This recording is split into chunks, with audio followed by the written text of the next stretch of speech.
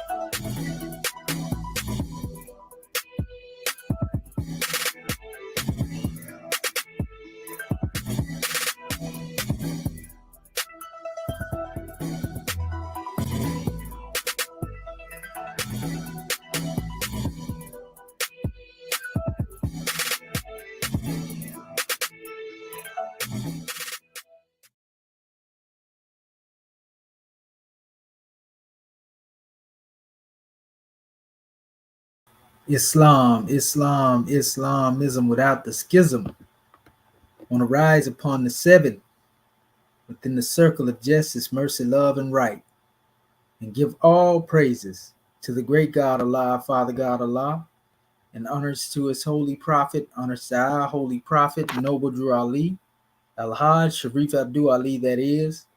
We give honors to our Moorish kin once again, here, there, and everywhere. Therefore, honors to all of you who are continuously honoring yourselves by being yourselves. We give honors to our Grand National Seal, Grand National Emblem, National Flag, Divine Constitution, and bylaws. And honors to all of you who are indeed a living manifestation and personification of everything. And I do mean everything that our holy prophet brought to make us a nation. But let us call forth our beloved Consul General of the territory, our territory, Dr. Tara Ani Bati Bey, to come forth and open up the way. Islam. Islam. This is Dr. Bati Bey. First, I'd like to rise and give all manner of praise to Allah, and to the Prophet, and to our theocratic government, our royal council, our flag, seal, emblem, our divine constitution, our swift angels, Mufti, citizens alike, honest to all the Moors that are here in attendance, all the ones that will be, all the ones in the sound of my voice, honest to our panel. And I will begin with the committee and add that Moorish American prayer. Ya Allah abnu huruma kunetaru, Ya Allah abhed heru, Ya Allah ma'at heru, Ya Allah hotep heru, Ya Allah haru, Ya Allah mayat heru kuti, Ya Allah awajet jejuti, Ya Allah pertem sutek pertem haru, Ya Allah bamaduti, and head the sepsis reyab tu Ali. Ameen. Alayusa, Alayusa, Alayusa. And that is to say, O Allah, the Father of the universe, O Allah, the Father of love, O Allah, the Spirit of truth, O Allah, the Spirit of peace, O Allah, the Spirit of freedom, O Allah, the Spirit of justice, O Allah, you are my protector, O Allah, you are my guide, O Allah, you are my salvation by night and by day, O Allah, through your holy prophet, O Allah, Drew Ali. Amen. Holy Isa, Holy Isa, Holy Isa. With the recitation of our committee and add that Moorish American prayer, we'll now move on to our Divine Constitution of Moorish America, salvation, our God, unity. Act 1. The Grand Sheikh and the Chairman of Moorish America are empowered to make law and enforce law with the assistance of the Prophet and the Grand Body of Moorish America. The assistant Grand Sheik is to assist the Grand Sheik in all affairs, if he lives according to love, truth, peace, freedom, and justice, and it is known before the citizens of North America. The bylaws. Act 2. All meetings are to be open and closed promptly, according to the Circle 7, and love, true peace, freedom, and justice. Friday is our holy day of rest, because on a Friday the first man was formed in flesh, and on a Friday the first man departed out of flesh and ascended unto his Father God Allah. For that cause, Friday is the holy day for all Muslims all over the world. Act 3. Love, truth, peace, freedom, and justice must be proclaimed and practiced by all citizens of North America. No citizen is to put in danger or accuse falsely his brother or sister on any occasion at all they may harm his brother or sister, because Allah is love. Act 4. All citizens must preserve these holy and divine laws, and all citizens must obey the laws of the government, because by being a Moorish American, you are a part and parcel of the government and must live the life accordingly. Act 5. No organization of Moorish America is to cause any confusion or to overthrow the laws and constitution of the said government, but to obey hereby. Act 6. With us, all citizens must proclaim their nationality.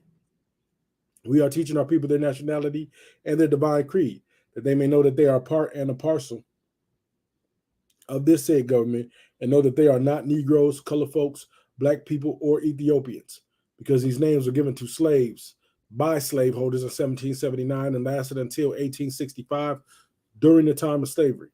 But this is a new era of time now, and all men now must proclaim their free national name to be recognized by the government in which they live and the nations of the earth. This is the reason why Allah, the great God of the universe, ordained Noble Drew Ali, the prophet, to redeem his people from their sinful ways. The Moorish Americans are the descendants of the ancient Moabites, whom inhabited the northwestern and southwestern shores of Africa. Act 7.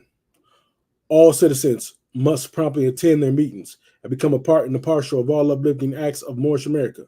Moorish Americans must pay their dues and keep alive with all necessities of Moorish America, and then you are entitled to the name of faithful. Husband, you must support your wife and children. Wife, you must obey your husband and take care of your children and look after the duties of your household.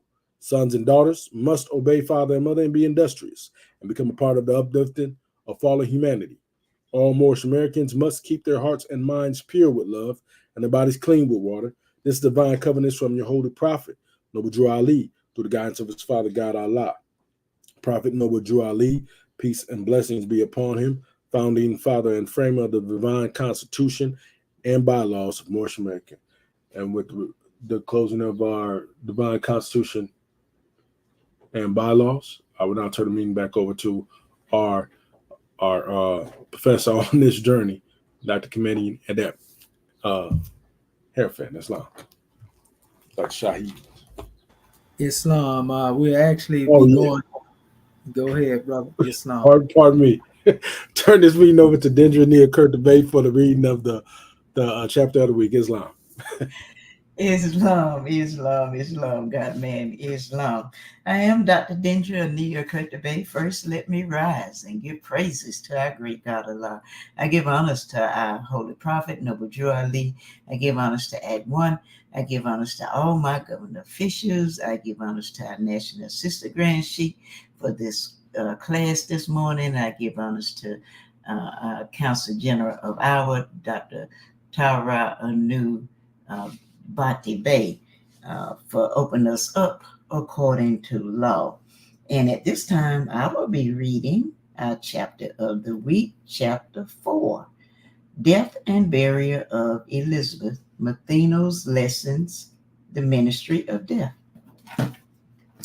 When John was 12 years old, his mother died, and neighbors laid her body in a tomb among her kindred in the Hebron burying ground and near to Zachariah's tomb. And John was deeply grieved. He wept. Matheno said, "It is not well to weep because of death. Death is no enemy of man. It is a friend who, when the work of life is done, just cut the cord that binds the human boat to earth, that it may sail on smoother seas. No language can describe a mother's worth, and yours was tried and true. But she was not called hence until her tasks were done. The calls of death are always for the best, for we are solving problems there as well as here, and one is sure to find himself where he can solve his problems best. It is selfishness that makes one wish to call again to earth departed souls. Then let your mother rest in peace. Just let her noble life be strength and inspiration unto you. A crisis in your life has come, and you must have a clear conception of the work that you are called to do. The sages of the ages call you harbinger. The prophets look to you and say, he is Elijah come again. Your mission here is that of a harbinger, for you will go before the Messiah's face to pave his way and make the people ready to receive their king. This readiness is purity of heart. None but the pure in heart can recognize the king.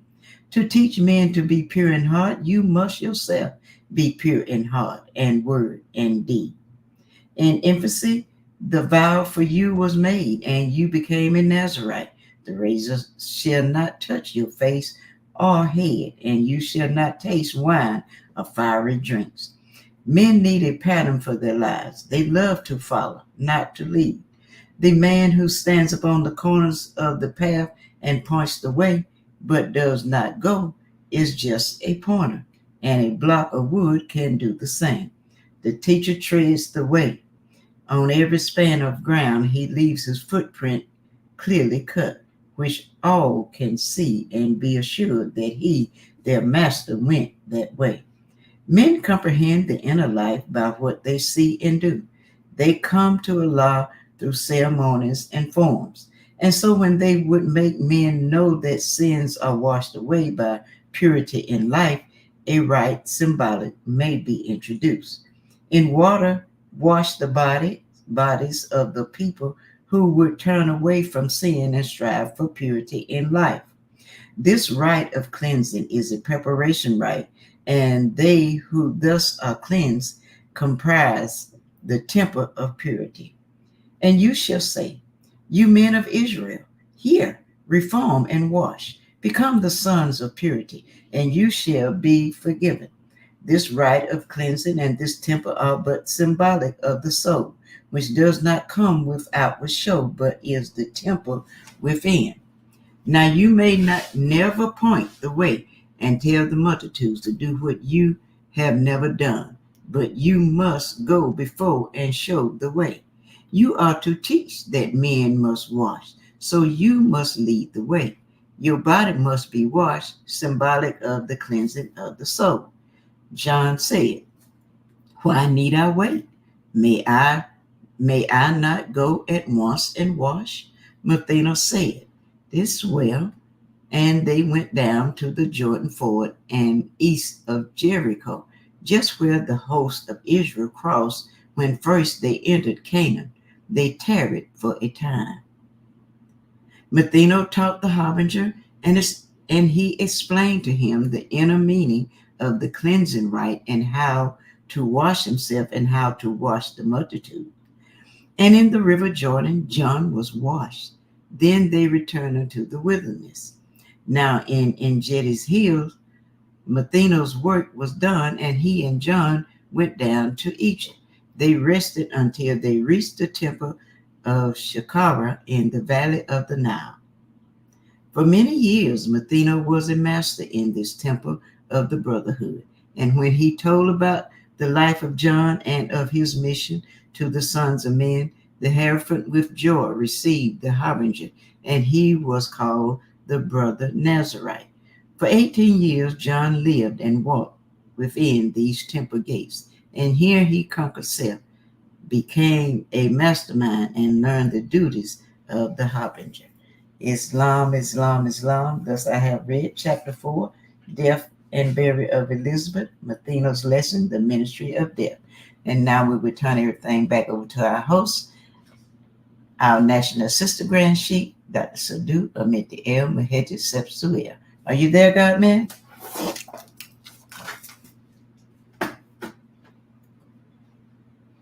Islam, can you hear me, sister?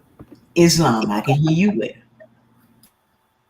Gratitude. Islamism without the schism. Islam, Islam, Islam. Islam, Moorish America. Want to rise upon the seven within the circle of justice, mercy, love, and right, and give all praises to the great God Allah, Father God Allah, and honors to his holy prophet, honors to our holy prophet, Noble Drew Ali, El Hajj Sharif Abdul Ali, that is. We give honors to our Moorish kin once again, here, there, and everywhere, and therefore honors to all of you who are continuously honoring yourselves by being yourselves. We give honors to our Grand National Seal. We give honors to our Grand National Emblem, National Flag, Divine Constitution and bylaws, and honors to all of you who are indeed a living manifestation and personification of everything that our Holy Prophet brought to make us a nation. I want to welcome you to another Egyptian Adeptus Research session, ears session. I'm your host instructor, Dr. Shahid Imani Mohadi Shabazz El, and my ancient Comedian high name being the same as Dr. Shedwa Minty of Muhajjid Shepsuel. You know, and we have a powerful draw to bring forth to our family this morning, you know, in our ears class. You know, this is going to be an open session, you know, and also if there are those who would like to chime in the audience, we'll drop the link, so to speak. This is a grand drawing. We know that we are really getting ready to go into the Hikapta, you know, as we have went through the Demotic, and we have dealt with our hieratic, and we came forth with a measure because we just seen a very important factor in regards to dealing with this information that we've been putting out here. And this is going to be a powerful drawing, you know, and we're going to have the assistance of our scribes on the manifest. I have been dropping the link, you know, and evidently this link ain't going out like it should. And it may have a lot to do with certain events that have taken place recently, you know, on how Rome trying to probably lock down everything, so to speak. But I dropped this link in all the places it should be. And even on one site, I wasn't able to go live, even though normally I'm able to go live, you know, so they wouldn't allow me to get on the Twitter app, you know, so Allah is leading on the victory sure, you know. More than anything, we are here to archive this information, you know, so you know, if you come forth, we ask that you most definitely like, share, and subscribe, share the video, and so forth and so on, that people may be able to get a grand drawing off of this. But what we want to do before we go into our measure, we want to lay a foundation. And this foundation is in relation to dealing with the exhuming of a nation. And so we want to call our scribes forth to read from the exhuming of a nation. And then we will proceed forth with, you know, the rest of this information. Mashallah. All right. So scribes, we get some volunteers here. Islam. And we will be going from page 404 to 408. Brother Bati Bey, you can actually start with 404, the divine origin of the Ten Commandments. And then you can actually, yes, sir. Islam. Yes, sir. Islam. And you can go from 404 to page 406, above the Constitution of Ma'at. Well, actually, 405 above the Egyptian commandments before Moses part itself. Okay. And then our sister Kurtabay, you can come from page 405 and go over to 407 above the Ten Commandments. Islam. You want me to start on 405 where it say the Egyptian commandments before Moses, right? Islam. Islam. Okay. And go to 407. the Ten Commandments start? Islam, Grand National Secretary of State. Gratitude, and we can actually get you to come from 407 to 408. Above is there a cross for you? Islam. Gratitude. Islamism without the schism. All right, Brother Bati Bey. Islam.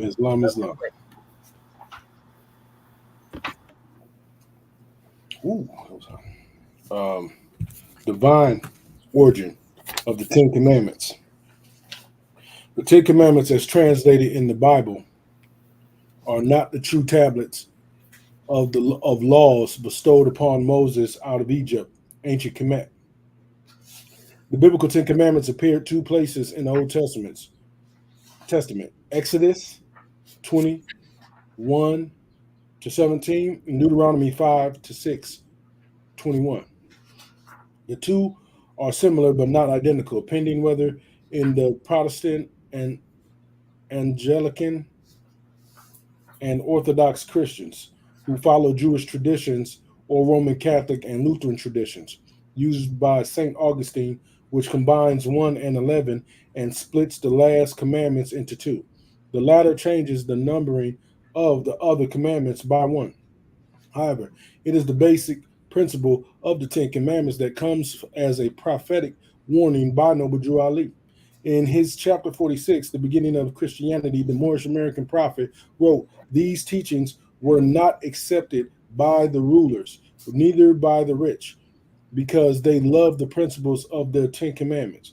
Through the Ten Commandments, the rulers and the rich live while the poor suffer and die.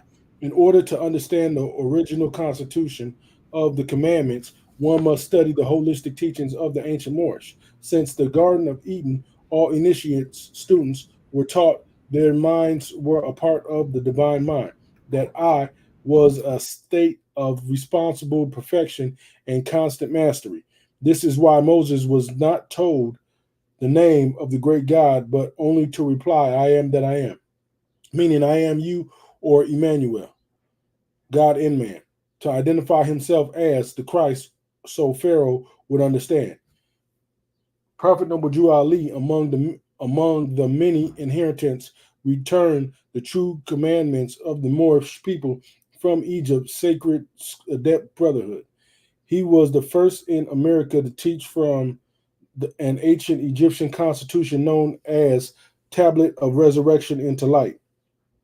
The European West, especially the Wallace Budge's translation, called this the Egyptian Book of the Dead, a typical misnomer and customary pale skinning of African history. Fortunately, more contemporary scholars refer to it as the Book of Coming Forth by Day. This later transliteration is more Afrocentric and relevant to the Roman Book of the Black Book of the Dead. Book of the Dead. These highlights the meaning of the word black, which according to science means death. See question 87.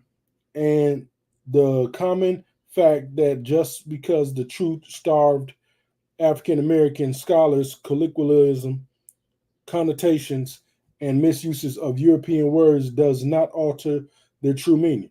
For example, the word black means death or negative for all history until 1960s Black Power movement in America. Since then, they have given it the reverse connotations of life and positive. Still, everywhere else in all nations, in all lands, black is just a word, which means death. Yet, the most brilliant of the educated black intellects apply this word to themselves and children without serious inquiry. But only in America, the only place on earth where black people have been lawfully made and produced for 4 centuries. Anyway, back to the Ten Commandments. Most modern biblical scholars avoid trying to explain why virtually all the laws of the great God were given to olive-skinned peoples, mostly in Africa, originating in the higher elevation of East Africa, from the Upper Nile to Sheba, Ethiopia, or from the mountains of the Holy Lands to African Kushite Peninsula called Arabia, separated by the European artificial waterway, the Suez Canal, dredged in 1886, but nationalized by Egypt in 1956. All the prophets which transmitted the words of God were African or Asian nationals, from Adam to Muhammad, with nearly 2,500 in between, including Moses, Abraham, David, Solomon, and Yehoshua. See the Garden of Eden. As for Moses, one must remember he was Hebrew born and raised as an Egyptian adept master, not as an ordinary Egyptian, but in the highest commanding nobility of the Pharaoh. Naturally, Moses received all the instructions of the adept Egyptian mystery system because he was being groomed to become a Pharaoh. Drew Ali enlightened the Moorish Americans to the principles of the Ten Commandments, the foundation of Tao being the principles addressee instead of I. The old-time religion taught I, self, Lord, am master. Islam equals peace. The Egyptian constitution of Mayat governed with the word I to include the first persons of me, mine, my, we, and ours. The Greek, Romans, and kings of James boys translated the Mayat I to thou to feature the second personage of thee, thine, they, thee, thine, thy, ye, and you. Through these revised versions, the principles of Roman European rich lived while the poor suffered and died to receive their rewards in the sweet by and by. Moses, Abraham, and Sharif Abdul Ali were all Egyptian adept masters. They were born unto various African tribes, but their degrees of prophethood were all founded upon the ancient Egyptian mystery system of self-mastery, the deification of God in man. Here and in the hereafter, when Moses introduced the tablet of laws to the nations of Israel, they were pure and did not contain any other God before the one found within. Quran, Surah 7, Ayat 145. In Palestine, where Greeks had been made the national language, it was the pale-skinned people who titled themselves God, meaning ruler of the land. Question 93. And other people were thou. Contrary to Western belief, the great God did not write the Bible. It is translations by European Greeks, Roman, and Englishmen from pillaging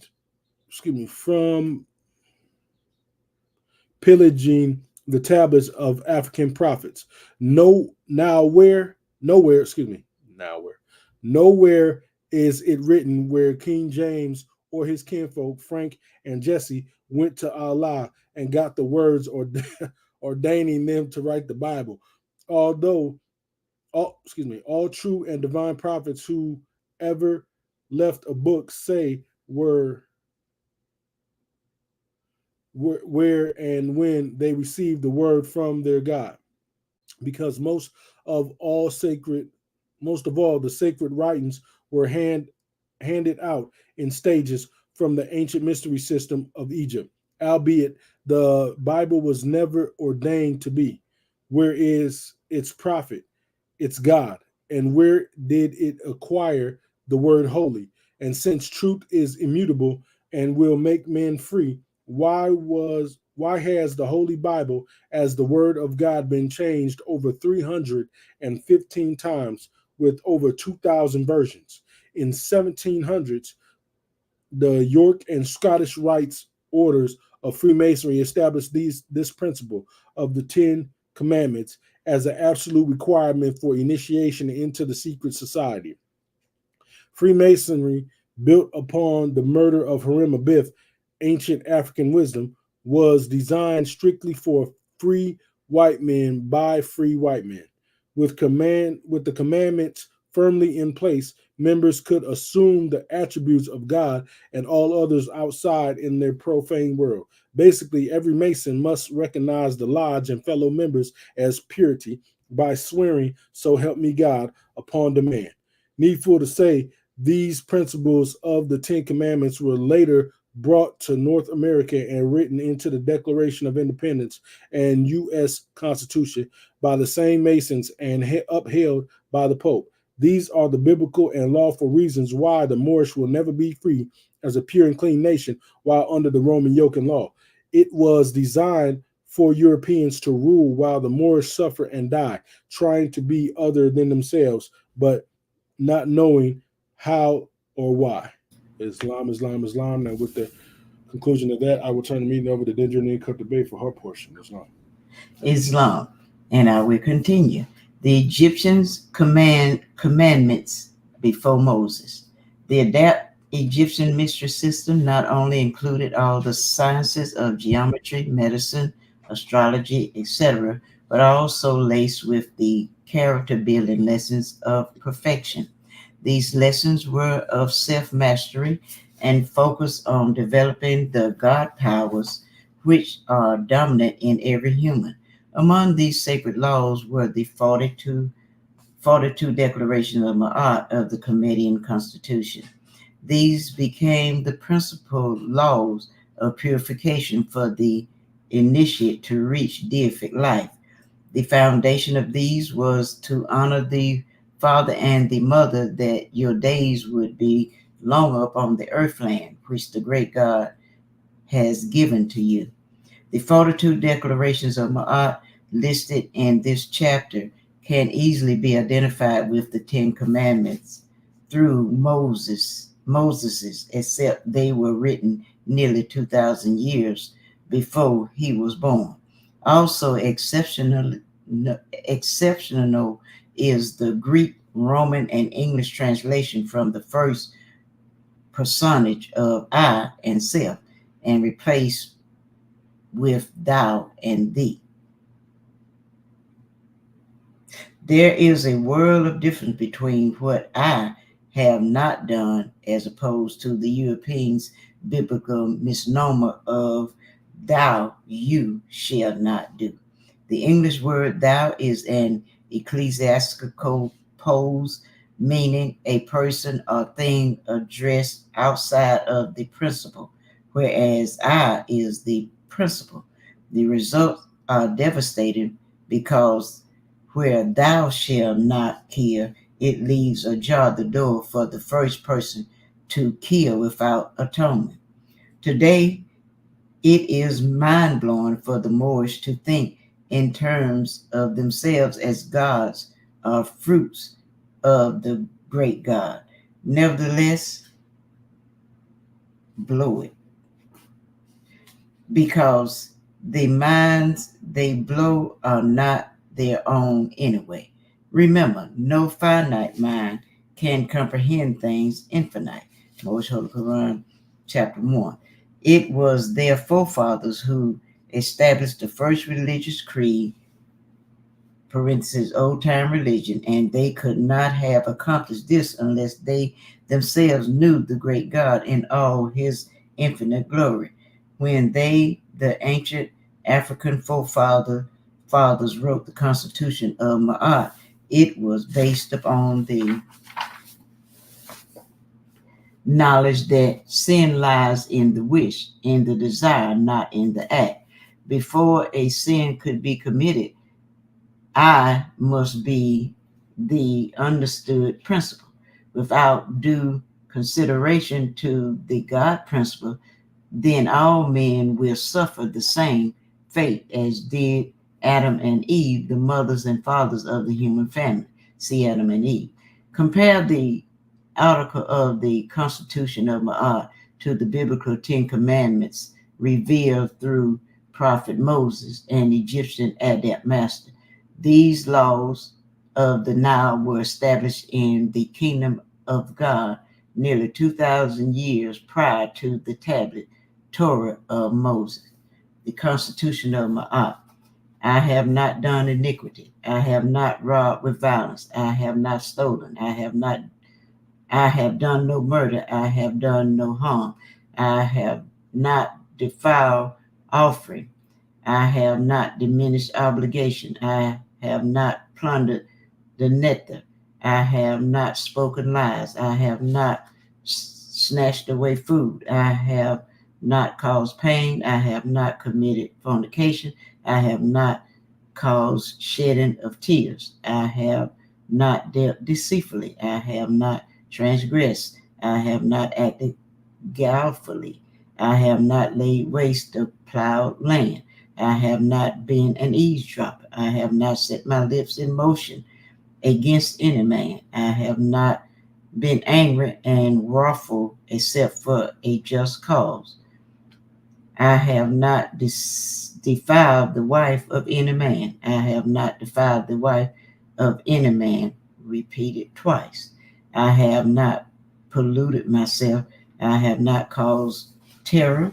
I have not transgressed. Repeat twice. I have not transgressed. I have not burned with rage. I have not stopped my ears against the words of right and truth. Ma'at. I have not worked grief. I have not acted with insolence. I have not stirred up strife. I have not judged hastily. I have not been an eavesdropper. I have not been an eavesdropper. I have not multiplied words exceedingly. I have not done neither harm nor ill. I have never cursed the king. I have never fouled the water. I have not spoken scornfully. I have never cursed the nature. I have not stolen. I have not defrauded the offering of the nature. I have not plundered the offering of the blessed dead. I have not filtered the water and the infant, neither have I sinned against the nature of my native town. I have not slaughtered with evil intent the cattle of the nature. The Ten Commandments. I am the Lord thy God. Thou shalt have no other gods before me. 41. Thou shalt not make unto thee any graven image. Thou shalt not take the name of the Lord thy God in vain. 7:34 and 41. Remember the Sabbath day to keep it holy. Honor the father and thy mother. 1:12 and 28. Thou shalt not kill. Number 4. Thou shalt not commit adultery. 11, 20, and 21. Thou shalt not steal. 2, 3, 5, 6, 7, 9, 39, and 40. Thou shalt not bear false witness against thy neighbor. 8, 13, 18, and 29. Thou shalt not covet thy neighbor's house or wife. 13, 20, 21, 29, and 33.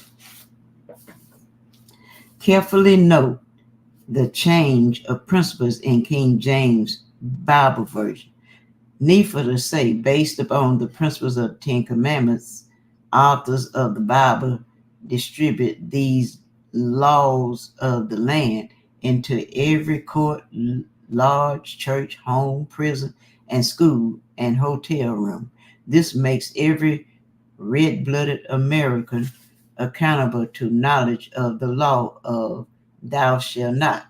Meanwhile, the ruler and the rich fleece its citizenry with justifiable homicide of the poor, economical rape of the working class, and coveting the wealth from neighboring countries.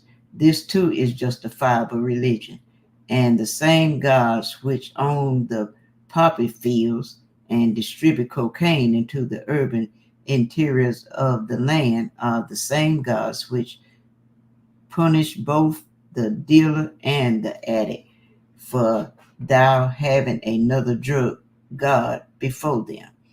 The same God that manufacture weapons of destruction and sell them to common people are the same that lock up thou ass for the use of them. Today, in the various courtroom of America, blacks are bewildered into a stupor as to how can they, the Europeans, still kill covered nations and even serve other gods before the Creator and forgive themselves with a slap on the wrist while we go to jail, big time, or executed. Little do Negroes realize the answer rests upon the principle of the Ten Commandments in your Holy Bible. In the European culture, the judges exalted forms of wish for master and honor as gods. See Freemasonry. Therefore, it should not be considered as an unsolved mystery when the law of the G are enforced when thou goeth before him. After all, every thou, y'all, you all, is taught the Ten Commandments from childhood. Hence, this gave rise to the phenomenal warning known throughout the Christian world. Ignorance of the law is no excuse, because y'all, thou have been commanded exactly what thou shalt not do up in here, America. This brings to light a modern day legal upheaval of fur and feather about the 10 of the 42 laws old man Moses stole from the 42 of the ancient Comedian Constitution. Did you hear about the European chief judge for the state of Alabama who raised quite a national stink about the constitutionality of his 2,000-pound pet marble statue of the Ten Commandments not to be removed from the public state courthouse? That was in the summer of 2003. He even threatened to chain himself to the heavy stone before he would let the Yankee politicians remove the words of God from the state government's building, and had rallied thousands of supporters that agreed with his conviction. However, this author's firm suspicion that if anyone had really wanted him to remove that rock, the good judge had been slipped the true African origin and history of his beloved 10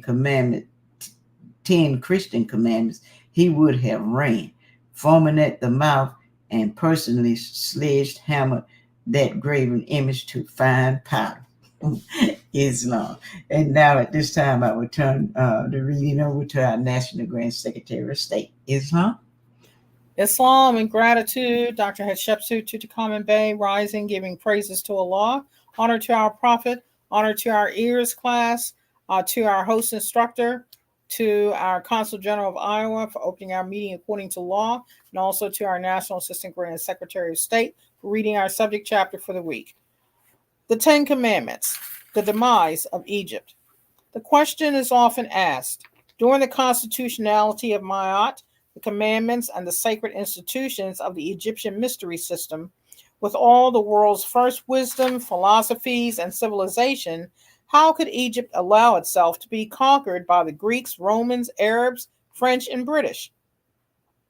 Over these past 2,300 years, these invading empires have taken turns at raping Egypt, destroying her intellectual and historical resources, knowing Egypt was the light and held the keys to civilization. But why? Did the great God forsake the cradle of the human family? How could the combined Kemethian upper and lower kingdoms fall victim to these lesser godmen? Firstly, there is no one answer to this line of inquiry, but there is a great answer among the many. It lies within Kemet's holy instructional system itself. Durali states of those who the sons of men have agreed to raise to sovereign power and set as a ruler over themselves. The scepter of power is placed in thy hand, but not for thyself, parentheses, Egypt, were these ensigns given, not meant for thine own, but the good of thy kingdom. Moorish Holy Quran 29, 1-2. The strength of Egypt was in its heart. It must be remembered Kemet, parentheses, Egypt, represents the gnosis of Amexim's Kubalon or Africa, origin and divinity of the human family, first civilization and cultural empires founded upon man's harmony with his creator, establishment of all sciences, medicines, mathematics, astronomy, botany, philosophy, jurisprudence, art, dentistry, surgery, architecture, and literature, and religions. Remove the above from today's European countries, example given, America, Canada, England, Britain, Australia, Germany, Greece, Italy, etc., etc., etc. And this entire world, as we know it, would crumble into utter darkness. Wisdom, which is the consciousness that man and Allah are one, Moorish Holy Quran 7:23, was given to the early Kemethians by the first physical man, parentheses, Adamites, Nubian, Moabites. Then temples, sacred schools, and universities of holistic life sprung up from one end of the Nile to the other and throughout Egypt land, producing prophets, angels, and men of wisdom and sciences. However, there was just one thing wrong to the Egyptian mystery system with its deification curriculum. It was ultimately confined predominantly to the rich, the rulers, example given, the pharaohs, elite, ambassador, initiates from foreign lands, and people of means. These teachings were restricted, even forbidden, from the common people, example given, the poor, handicapped, slaves, lower class, aliens, undesirables, John Doe citizen, etc. Although it must be remembered the average lifespan of Kemethians was 30 years of age. The Holy Prophet Drew Ali revealed this as a great failing in our history as the enmity between the lion and the lamb. The lamb is the poor people, the lion is the rulers and the rich. Moorish Holy Quran 46:3. Speaking of lambs, most theologians fail to point out the quote-unquote ignorance of the lamb.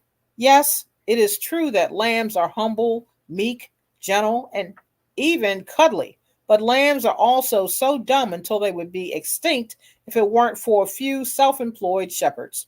Then again, ask any wolf. Either shepherd or wolf will tell you that a predator can attack a flock of lamb, devouring one lamb from the flock per day until the entire flock has been consumed. It is in the nature of the lamb to be as stupid as it is innocent. Therefore, although the remaining lambs witness its own demise, the flock will remain in the dining area until the last quote-unquote rack of lamb has been served.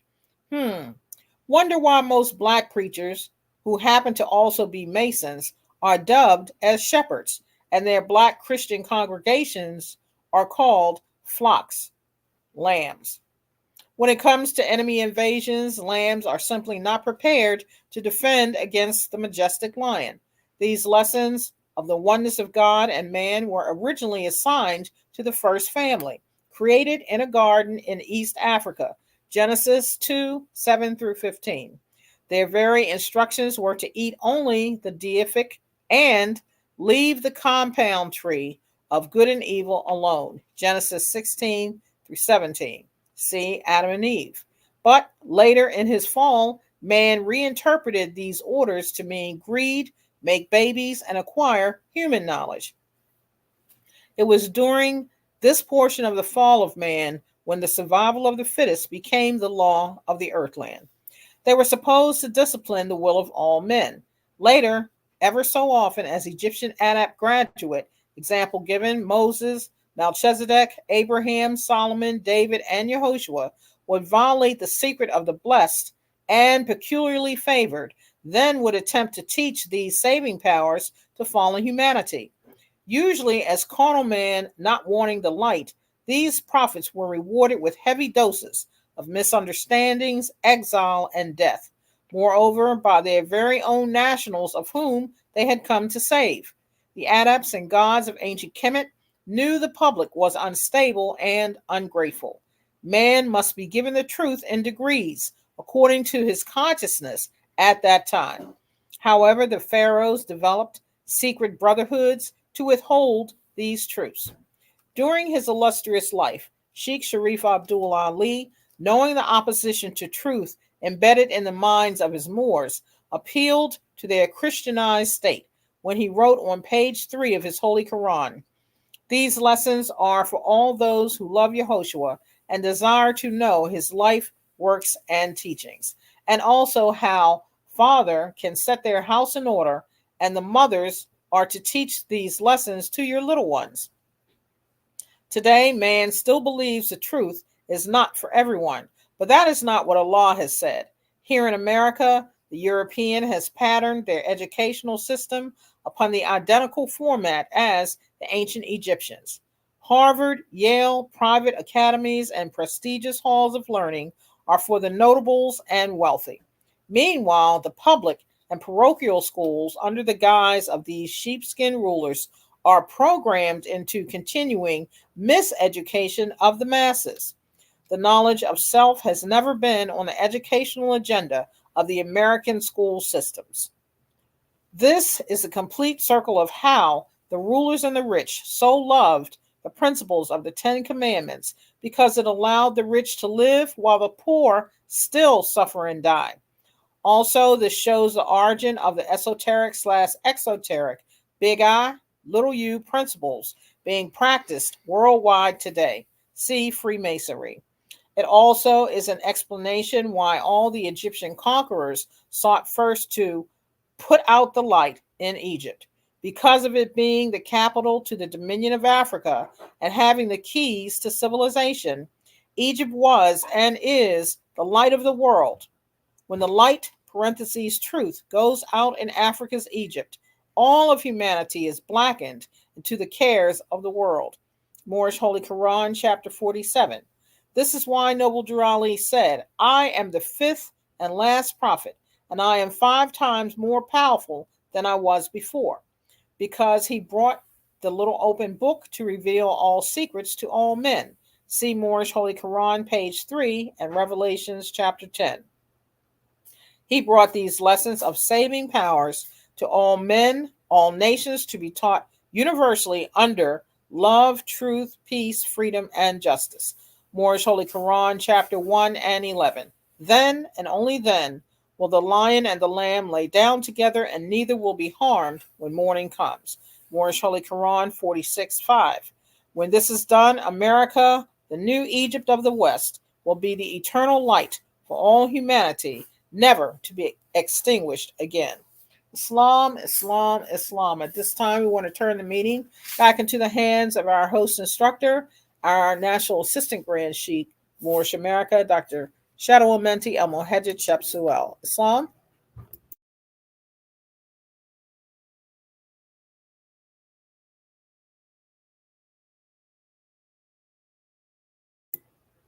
Dr. Shadow, Islamism, can there you you hear go. me? Okay. Yes, sir. Loud and clear. Gratitude, Islamism without the schism. Islam, Islam, Islam, Moorish America. This is a powerful demonstration, family, and it's going to be a grand demonstration this morning.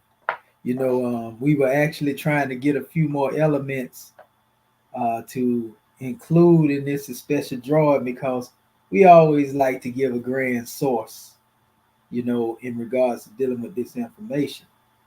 So what I'm trying to do, I'm trying to make it to where, you know, we can actually show this to our family. Unfortunately, we don't have a PDF of this information, but we trying to take some quick pictures or whatever and upload them to our email, you know, and then we can move from there. And we got some grand drawing, family.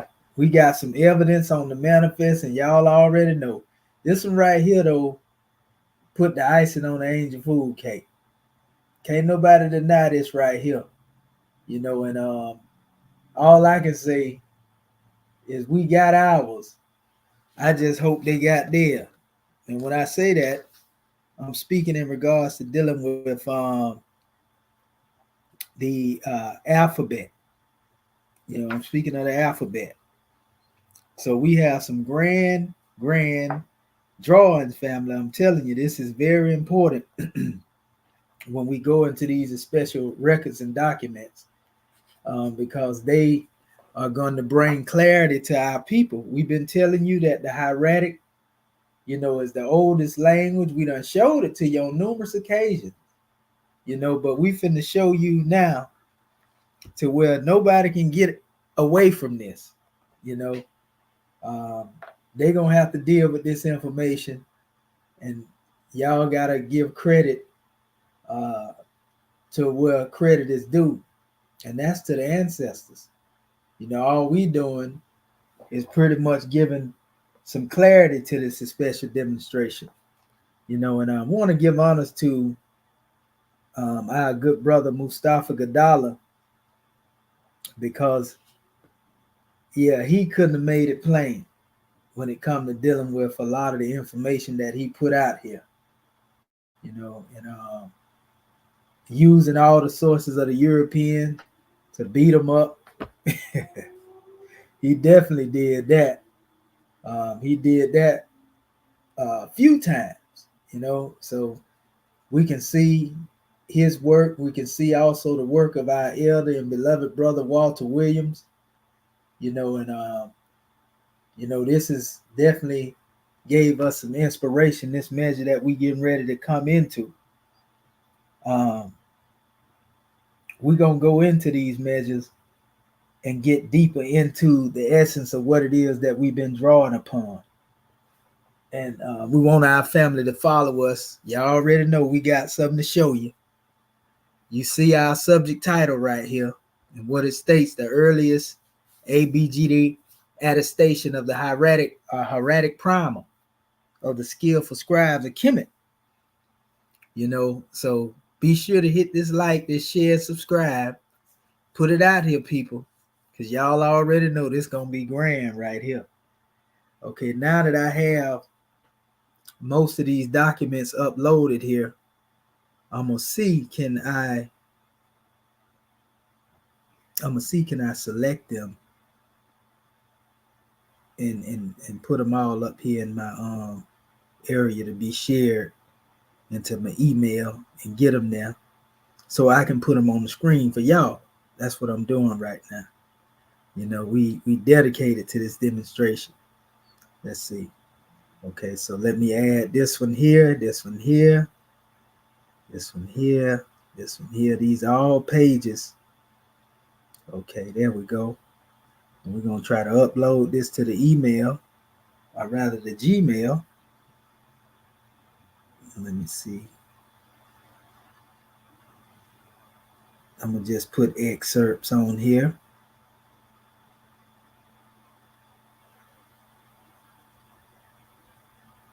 All right. And it's a lot of people that like to deal with a lot of criticism when it comes to what they like to call the Abrahamic faith. And, say everything is fake and phony and so forth and so on. But the burden of proof I always place on them, because I've been able to prove a whole lot of things from, the graves of the prophets where they was buried and everything, the tombs. There are many tombs in Kemet that refer to tombs of pharaohs where the mummy is not present, but yet and still people honor the fact that these pharaohs existed. There are sorceries, so to speak, and dwellings of bones, so to speak, that have been found. There are tombs of the prophets that we can point out. Some of them may very well have bodies, bones there, so to speak, but we would never know what's in the particular place because it's a part of sacrilege for ones to basically go in there and mess with those things, and ones will basically be in trouble, so to speak, if they touch these things of antiquity. So what we want to do is we're going to go into the information, and we're going to let you do what you choose to do with the information. Some of this you have already been familiar with. Some of it you may not be familiar with, but nevertheless, we got some grand drawings that we're going to bring on the manifest. Outside of everything that you heard and what you have been told, we're going to bring some measures here that's going to allow you to lift your brow, so to speak. Now, we're getting ready to go into the Hecopter, but we're going back into the hieratic, like I say, because we have some new findings. And we want to equip our people with everything it is that we have. We don't hide information. We don't hold information back. And those who follow me on my Facebook page have most likely already tapped into what it is that we have. But we're going to go all the way into this information and put it in context. For one, we have talked to our people, about a phase in the language of ancient Kemet. And let's tie this up, to scripture, and make reference to it anyway. We know that Joseph, according to the teachings of the Piscean records, is said to have been in Kemet, and he is said to actually be amongst, the Per'ah, or the Remesu, the sons of God, or the Pharaoh, so to speak. And he was given authority over a particular place. He was made an executive ruler in the suit, right? And Joseph was said to be an interpreter of dreams. And this is why Pharaoh took a liking to him. And the interpreting of this dream was his talent, the same thing that got him in trouble with his brothers and everything. We already know the story, right? But on a higher level, we understand that due to his ability to interpret, this also has been a measure that is related to going into the Metanetta. He didn't have an alphabet because there was not an alphabet chart on the manifest at that time. So if in fact he interpreted certain measures that dealt with what was around him, reading the book of creation, then he didn't use an alphabet in the form that we dealt with it. This was all coming out of, what we call now in this era of time, metaphysics, symbolic interpretation. And again, this all deals with observation, which is really putting Joseph in the realm of being a scientist, because science in its original state represented a form of philosophy that was based upon observing creation.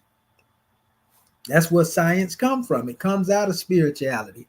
It comes out of metaphysics. Spirituality is the parent of science, even though there has become this divergence in the mind of most people that are claiming to be scientists. Go look this stuff up. Science comes from philosophy, people. So it's almost like a child being disrespectful to their parent.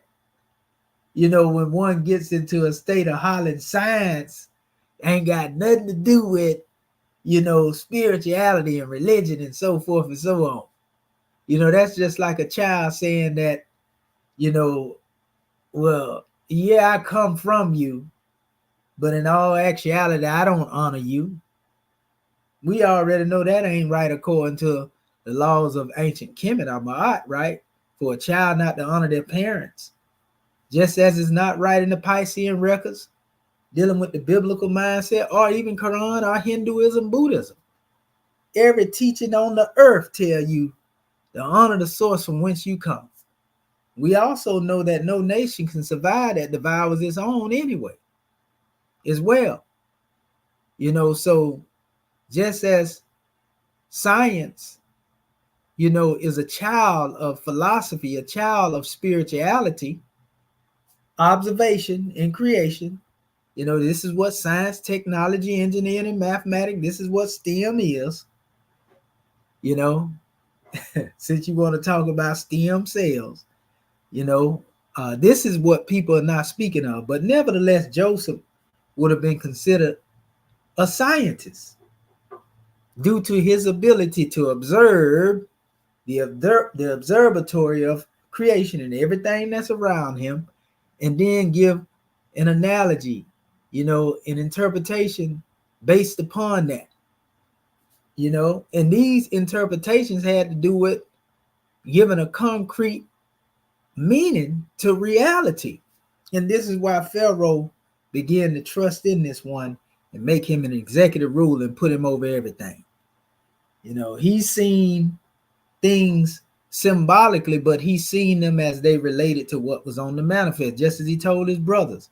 I seen in a vision the sun, moon, and stars, basically, and the stars basically prostrating before me. He didn't say it in those words, but that's basically what he was saying, and that's why they got upset with him. I'm just making it plain. And so they turned against him and tossed him in a well, according to the story, right? Even that has some symbology to it, an esoteric meaning, but, it really has a lot to do with the ignorance of humanity, where it rises up against divine intelligence and seeks to hide and cover up that intelligence. We see that right now in this modern time, where most people know that you speaking the truth to them, but they live in a lie.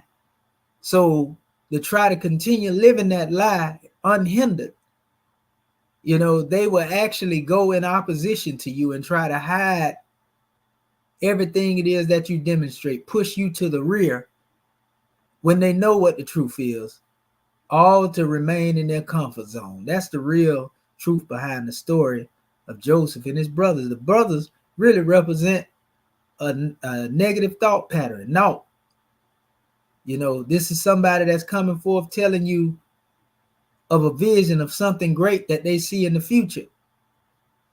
And it involves them being in control of their destiny and somebody being jealous and upset about that, so they want to get in the way.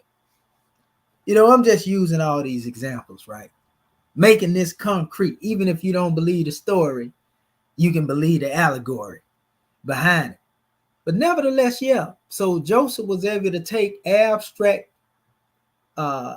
didactic expressions and speak the meaning into this. He was an interpreter. So this is why we know he wasn't dealing with no alphabet. He was in Kemet. He most definitely was able to demonstrate the adept degree that we have in our Moorish Holy Quran that Yahushua was demonstrating when he was put in the chambers of reflection or the chambers of ordeal. And he was told to contemplate upon the meaning. This is the thought pattern of all of the scholars, prior to the 19th century. We proven this. We often go back to this, and the reason we have to use this hammer repetition so that our people have this stuff in context. So going outside of Joseph, according to the Piscean records, or Asaph, or Yusuf, according to the Quran, this was his era in time in Kemet, according to the Piscean records. Then we move into an era of Moses, in which we just spoke of a few minutes ago, and this has to do with his presence in Kemet. In his time, as we just read in the book of Fire, where the origin of the 10 Commandments come from, and we are told that they came from Egypt. So this is a powerful demonstration in and of itself right here, family. They came from Kemet, Egypt. So knowing this is half the measure. Knowing this is half the measure. But we understand that it was during Moses' time that the alphabet system of writing was most definitely on the manifest. It had surfaced by this time. But we want to go into the origins of these things as it relates to the information, so to speak. And again, I'm trying to find this measure to send this stuff to our family. I guess I tried to put too many in at one time because it wouldn't allow me to submit these pictures in the first drawing there. I see they didn't arrive. So what I'm gonna do, I'm gonna try to send a few at a time. I'm gonna try to send 4 at a time and see if it allows them to upload to this area. So yeah, Moses is the one that brought forth a law to the people. And I really refer to him as Kopmosi and Akmosi. You have to know the history behind this right here in order to know why you utilize that terminology. But we're going to get into it. Let me do this again. I'm going to put this here as excerpts because I want to show you this. Okay. I'm going to just say, and we'll see if this allows it to load it up, and then we'll load the other measures in here because we want to read from this and show it to you while we're reading from it. That way you know the sources. That's one thing we're going to always do. And as you can see, we're dealing again with the earliest ABGD attestation of the hieratic prime of the Skillful Scribes of Kemet. Also, you can see the banner going across the bottom of the screen. And that is going to give our people some background and insight as well. And I didn't change the language of the website when it says inscribed 3,400-year-old limestone flake from Luxor is the world's first and second transliteration. It says of the early Canaanite alphabet. You've been hearing me mention what is called Canaanite, Proto-Canaanite in all actuality, the connection to that in Phoenician. And this is very important as it relates to our subject matter today, because we are going to go into this connection to the hieratic, as we've been talking to you about that as well. And ain't nobody going to be able to get away from this. You ain't going to be able to jerk and dance around this one. You got to accept it for what it is. And once we go into this, we're going to rest our case with this measure. I mean, we're going to go ahead and put it in our book that we compiling right now as well, because a lot of that actually inspired this. I was doing some more building on the book that we putting together, and just so happened to come across this right here. I tell you, the ancestors is most definitely guiding and leading on the way, family. I can't make this stuff up. Every time that I think that I found what would be a great measure, I find a greater measure, proving what it is that we standing on. So what I'm going to do first and foremost, I'm going to go back to a particular chart that I have here. And this is actually in my the PDFs that I had put together, the ones that I just went over recently, the presentations that I have. I'm going to open that up and read one measure from that. And this is from the debate that was supposed to be brought forth between me and a few different brothers that was claiming they was demonstrating Kemet. I ain't going to go into all of the presentation. It's just one measure I want to go into to lay a foundation and bring about some clarity. So let me do this. I'm going to hit entire screen first. And I'm going to share this screen. And this is going to be an open session right here. So I'm going to be calling on my scribes in a minute so that you can see this. Okay. Let me see here. All right. And let me know if y'all see my screen share, family. I want to make sure our family see the screen share. Yes, sir. Okay. Gratitude, Grand National Secretary of State. Praise be to Allah. So, okay, now that we have our screen shared, I'm going to go down here to this particular portion in this document. This is one that I've read on various different occasions here. It's actually two that I'm going to pull out of this. This is the most important aspect right here. You know, the fact, because we're going to be dealing with some ostracon. We're going to be dealing with some ostracon. The ostracon is basically this hard stone right here. You see the hieratic script that's on it. A lot of people don't know this ostracon was actually used for priming, you know, or primers where they were dealing with the alphabet. A lot of the scribes would use this because it was easy to erase the ink off of this, you know, and so they use this to practice, you know, even different forms of how to write the script. The scribes used to use this to do that. Not only did they put things on this ostraca, like you see here, but they actually, you know, would use it almost like you see people use a chalkboard when they teach, you know, so it was almost like a writing or a drawing board where they would write things and then erase them so they would be able to practice writing hieratic and so forth and so on, right? This is what they used it at. But in this particular measure on hieratic, we talked about as a, you know, the hieratic script, you know, which is called priestly script as opposed to hieroglyphic. Hieratic is a cursive script primarily applied by pen on papyrus or on an ostracon. And the ostracon is there, and we see many of the facsimile papyri. It says that is a broken potsherd, a fragment of stone, right?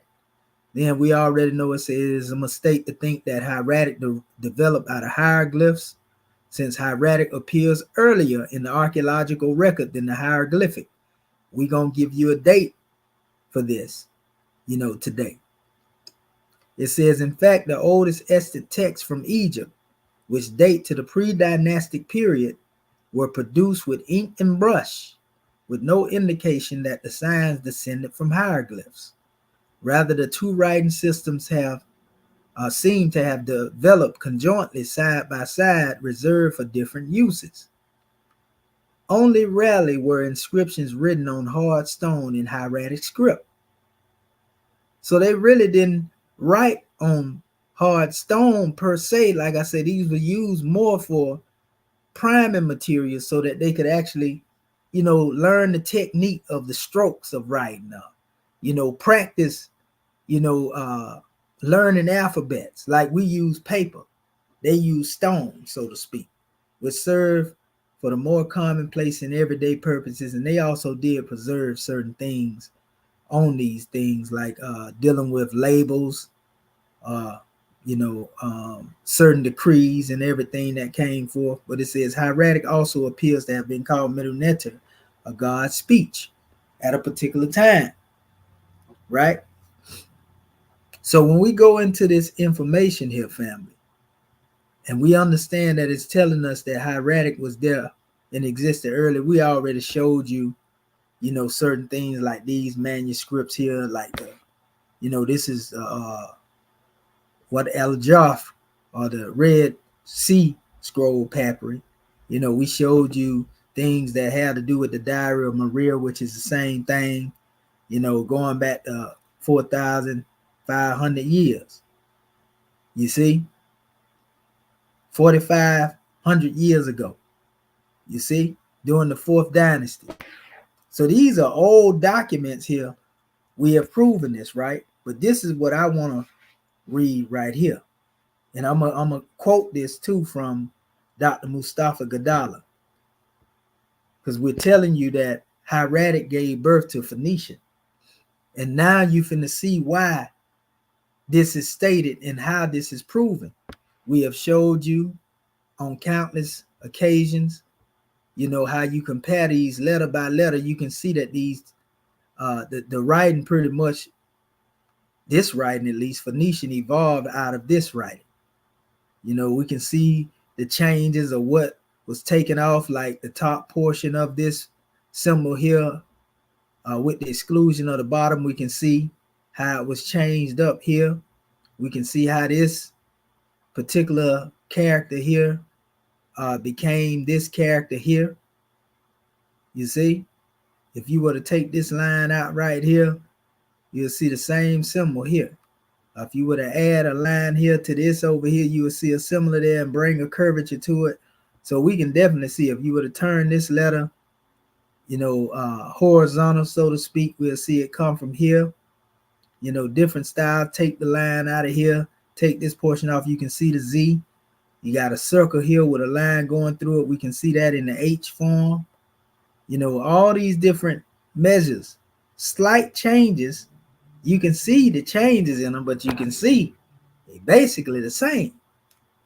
They are basically the same, meaning they coming from it. See, this one had a little ridges, this don't have it.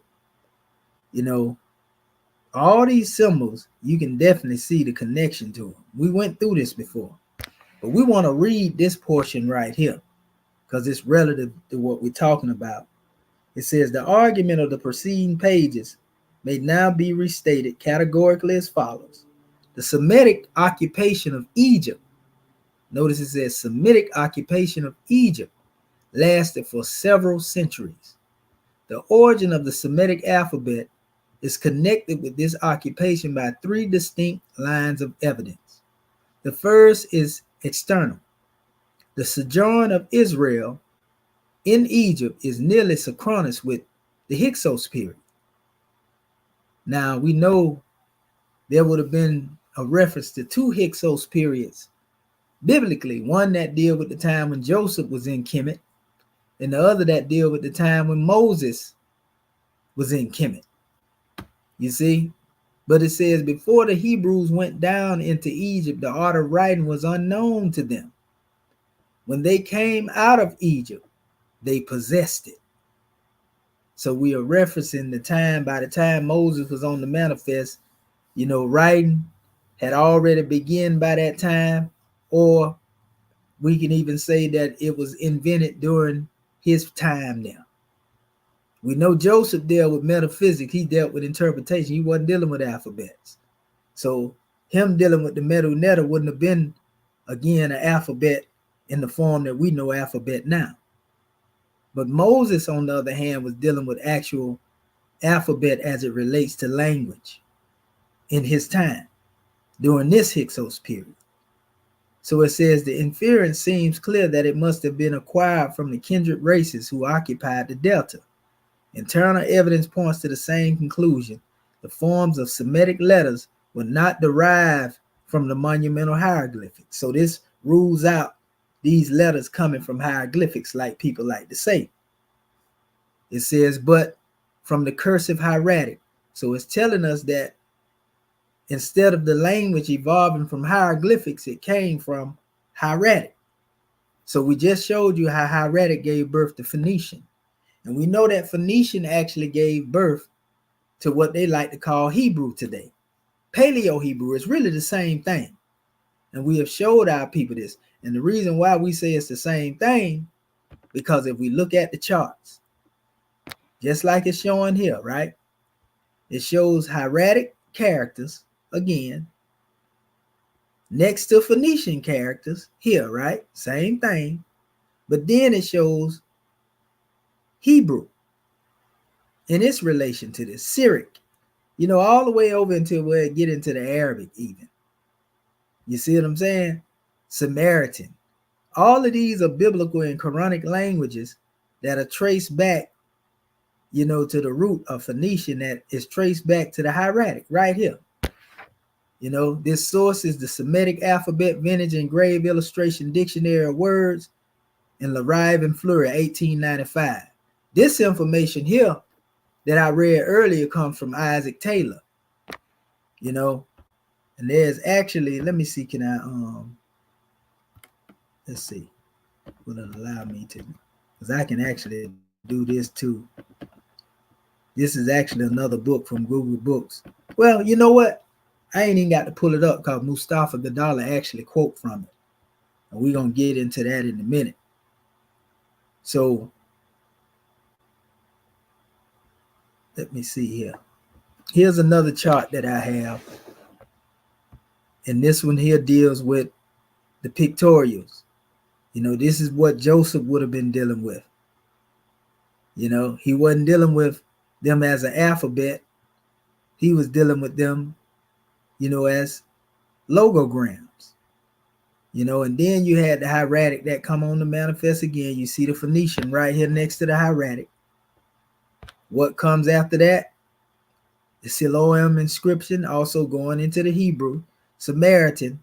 So we can see what I'm talking about when I say that everything else come after. They don't have the Arabic in here, but all this is definitely here. See the Phoenician giving birth to what they like to call ancient Greek. Ancient Greek is really Phoenician. You see what I'm saying? Look at that, even into your Persian, all the way into your Hebrew or man. See the branches that's coming off of this, coming from Phoenician as the parent, but Phoenician again comes from hieratic, right? So we have all this stuff in the chart. So you see where we going. Now we finna prove it to you. We done told you, and we showing you here too. This is enough to show you here, but we're gonna deal with the etymology. We dealing with the archaeology, ontology, all of that. So let me go here real quick. Let me see, did it allow? I think it did allow one of them to come through. Even if it allowed that one to come through, all is well. I do have more than this. This is coming from Mustafa Gadala's book on the ancient Egyptian writing forms. I just want to make sure that I have them in order. It should have been one more that came through. Let me go back into refreshing and see if it allowed that to come through. If not, I come forth with that portion. Just give me a second here. Come on now, what y'all got going on? Okay. Let's see here.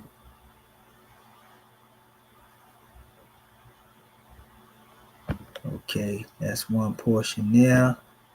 That's one portion there. Okay, this is sufficient. Even though they got it kind of out of order a little bit.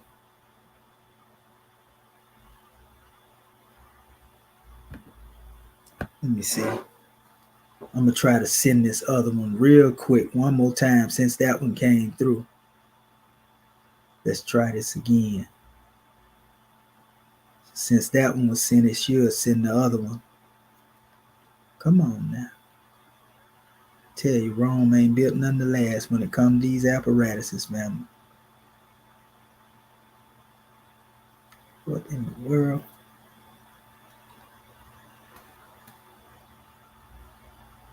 I may end up just reading from the book in one portion if I can't get this here. Okay, now it's opened up for me. Okay, that is right. That's correct. Okay, here we go here. Let's send this one here. Okay, and there's a few more in here that I want to show. I do see that one. Okay, let's hit this one here. Hit this one here, this one here, and this one here. And we're going to try to send that again. Okay, just be patient with me, family. Again, be sure to get them likes up. Share this demonstration. Okay, so I selected those. All right.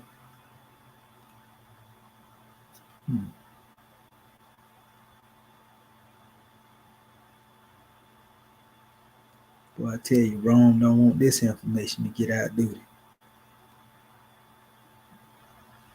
It's not froze up on me.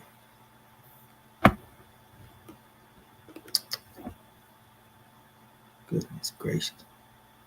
Okay. Let's see. All right. There we go there.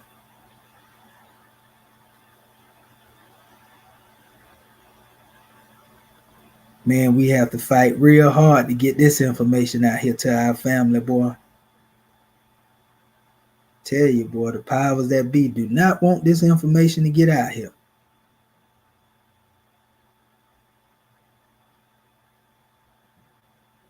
Okay, so we're gonna try to send this again. I don't know why it's freezing up. Okay, let's see here. I'm gonna just put, that's maybe why it's not sending, because I didn't have anything on it. Okay, so while that's loading up, I'm gonna go over here to this particular spot. If we're gonna go to the time where there was some alphabet to be brought on the manifest,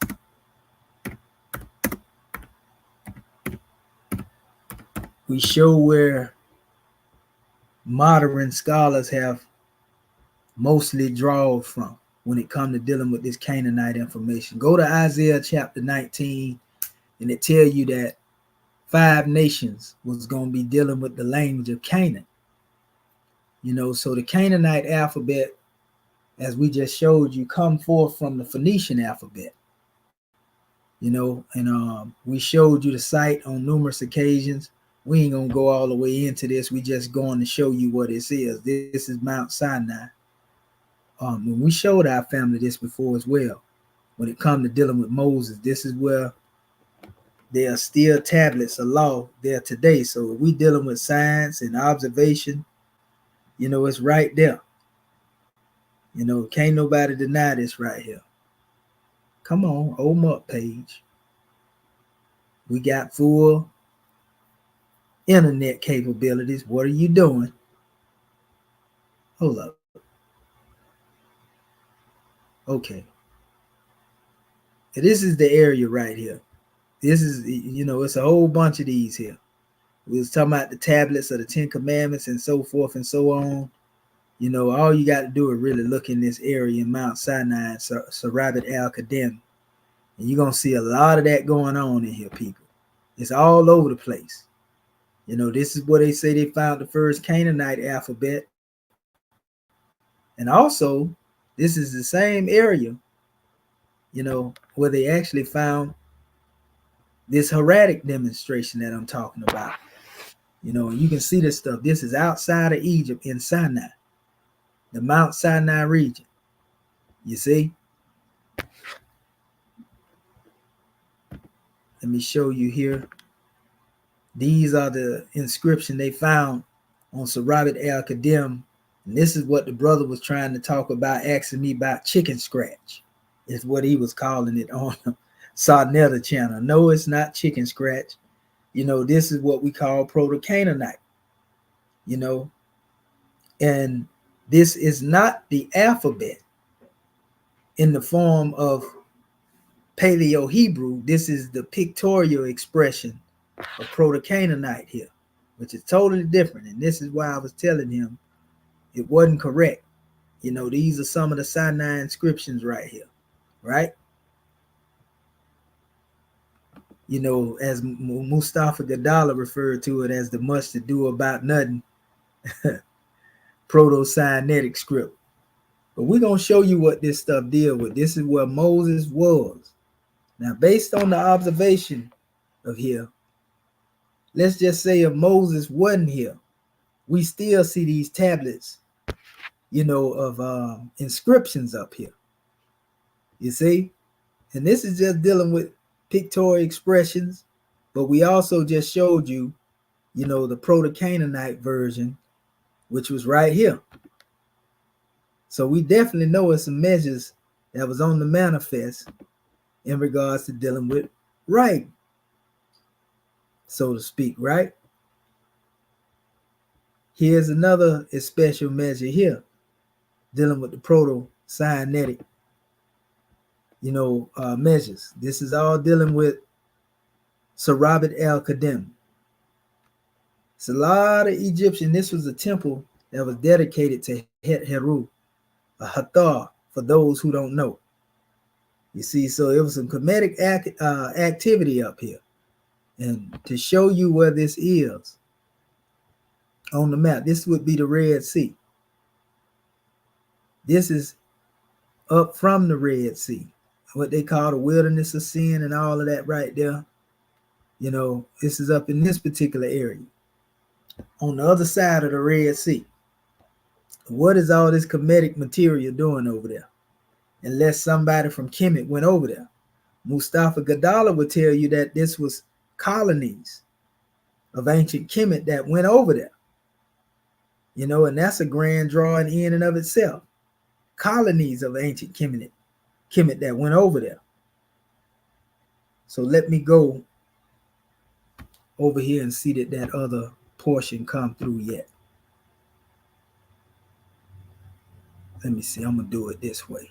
I'm going to shut this down. Sometimes you have to do that right there, and then you can go further into it, and it will refresh it for you when you go into it.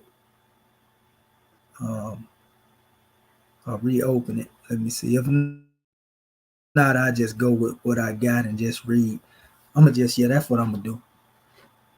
I'm going to go with what the first page, because a lot of it there, and this is coming from Mustafa Gadala's book. And he's referring to what we call the ancient Egyptian hegemony of the Asiatic neighbors. That's their settlement in Moab. That's one portion. Hold up. And I actually start with this portion, Hebrew and Moses of Egypt. And this is page 191. He said, next we discussed the diffusion patterns of the ancient Egyptian vocalic spoken alphabetical writing forms into surrounding neighbors in Asia, starting with the Hebrews as a member of the Semitic language family. And it says Moses in writing. And he's quoting Isaac Taylor in his book, The History of the Alphabet, volume 1, page 145. He wrote, before the Hebrews went down into Egypt, the art of writing was unknown to them.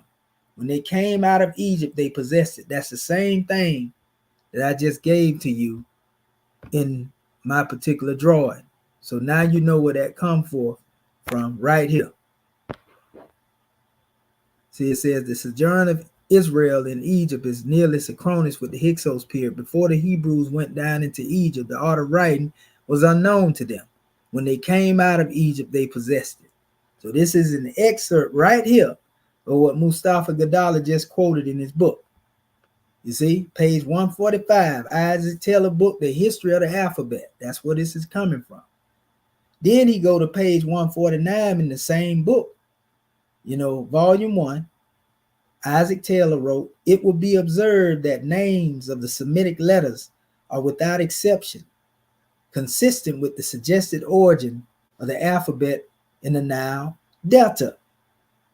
So he's showing, you know, that basically what came out as Semitic letters are most definitely consistent with those that are in the Nile Delta, the alphabet there.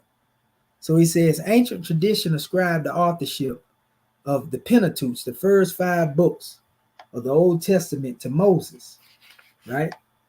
He says, then the Lord said to Moses, write this on a scroll as something to be remembered and make sure that Joshua hears it.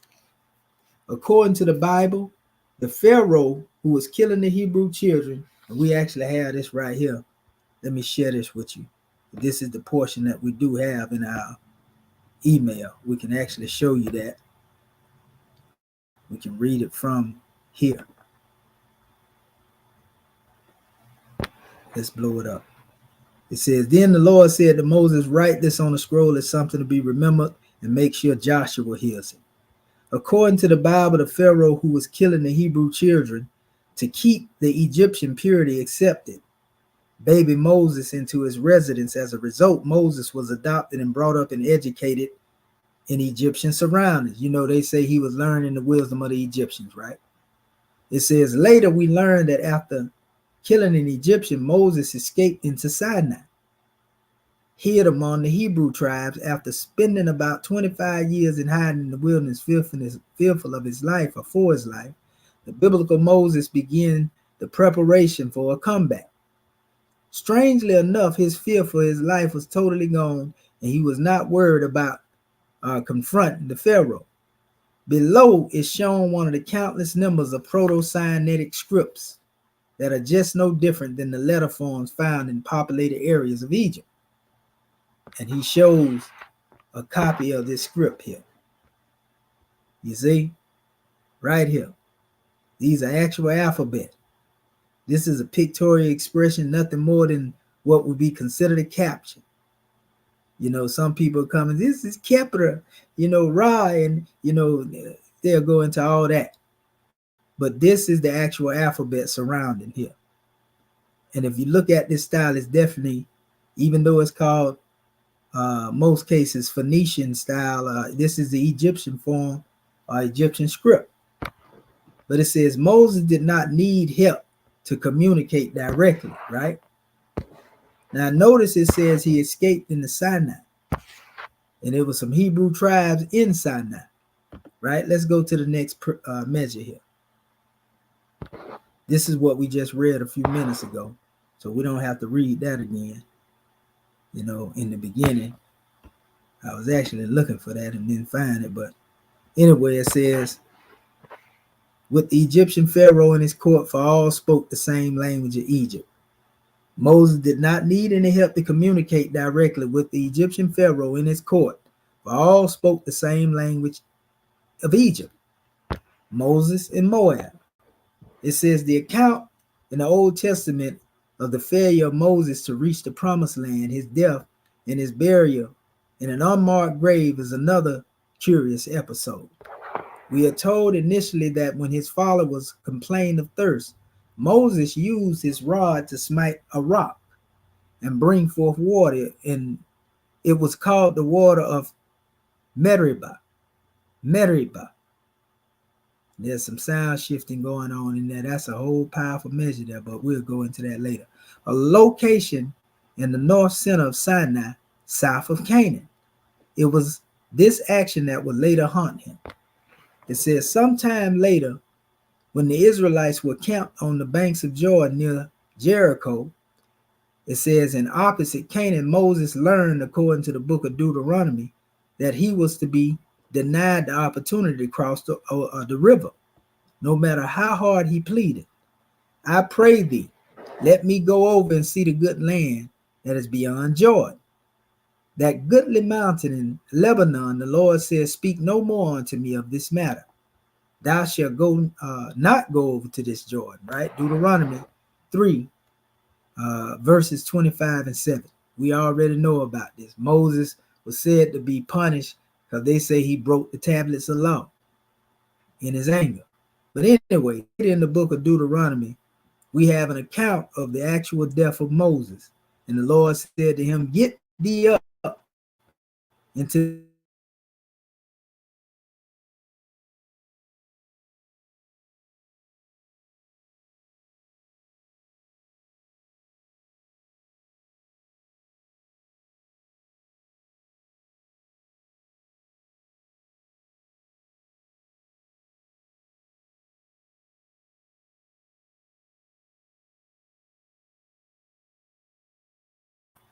come on, go to the next page.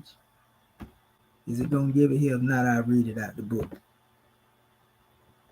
Yeah, I think that's the one they didn't let me get. Yeah, still didn't let me get it. So, yeah, it says, among the children of Israel at the waters of Meribah Kadesh, the wilderness of Zin. Remember I was showing that to y'all on the map, the wilderness of Sin, a few minutes ago? If we don't remember it, let me see.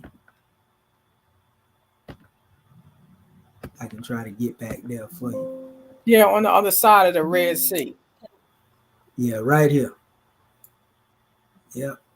Same spot right there. So all this is dealing with the land of Canaan, you know, and all of that right there. That's where the Canaanites went. So it says, the wilderness of Zin, thou shalt not go thither unto the land which I gave the children of Israel. It says in the next chapter, we will present more details about the Egyptian colony of Moab and its central influence in the diffusion of the Egyptian alphabetical writing system in Asia. It says the two writing forms, old and new. So what form of writing did Moses, who spent his life in Egypt, use? Logic and evidence points to all ancient Egyptian. Isaac Taylor, in his book, The History of the Alphabet, Volume 1, page 145, writes, the internal evidence points to the same conclusion. The forms of the Semitic letters were not derived from monumental hieroglyphics, but from cursive hieratic. So y'all seen me read that particular portion also right here. Same thing that he quoted. Hold up, let me hit it again. Right there at the bottom. The forms of Semitic letters were not derived from monumental hieroglyphics, but from cursive hieratic. So I'm showing you where Mustafa Gadala is quoting Isaac Taylor, who is a renowned scholar when it comes to dealing with linguistics. So he goes on, he says, it is also worth repeating that the British Egyptologist Alec Gardiner, in his book Egyptian Grammar on page 3, stated, the entire vocalic system of ancient Egyptian may indeed be proven to have reached the stage resembling that of Hebrew or modern Arabic. Now, you seen all the charts where I showed y'all this at. You see what I'm saying? You seen how this old Egyptian hieratic went through Phoenician, went to the Hebrew, all the way into the Arabic right here. These charts proving what I'm saying, right?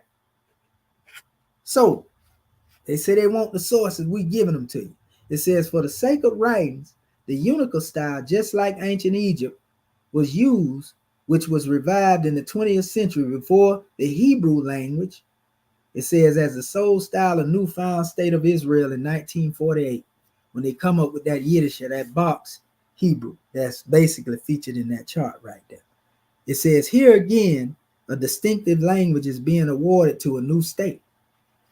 It is, however, recognized that while the Unica style was and is used for sacred scripts, there was another cursive script with rounded alphabetical forms that were used for non-religious scripts, same as in Egyptian traditions. It was decided by the powers to be to forego this style in modern times. Modern Hebrew references therefore speak of two styles, early Hebrew and the classical square Hebrew, and Hebrew archaic, or the traditional, being the rounded circular cursive or unical style script. And that's what they call Paleo Hebrew. It says the word Hebrew comes from the Egyptian word apiru, A-P-I-R-U. It says, which means to express or to come across. It means to cross over, basically. That's all Hebrew means. Ain't no race of people. Hebrew means to cross over from one region into another. It represents the act of the Hebrews crossing over, something that Moses wasn't able to do. So that would make Moses not be a Hebrew, because he couldn't cross over. Ooh. It says, assembled below are the inscriptions most proclaimed as being Hebrew.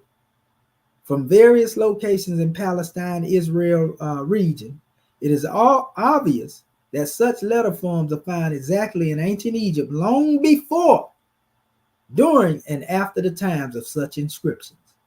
For reference to letter forms in ancient Egypt, refer to chapter 12 of this book, as well as Petrie's book, The Formation of the Alphabet. Below is a Hebrew Gezer calendar in the 10th century BC. And it's really Phoenician letters that I'm looking at right here. All Phoenician, family. They got the Siloam inscription that I talked about that was mentioned, in the chart earlier. And that Siloam inscription, I think it was this one that it was mentioned. Yeah, right here. Mustafa Gadala is showing this. All this is the same as Phoenician, family. See the Phoenician Moabite stone? See that there? Same thing that's up here in the Siloam, and then becomes later known as Hebrew. It was already Phoenician before it became. This is the Paleo Hebrew. See, this is the modern square, that box Hebrew right there. This is Samaritan. Even it is a form, even though it has a different way of writing it. Still the same thing, So we can see this. So when we're talking about Paleo Hebrew, we're talking about Phoenician.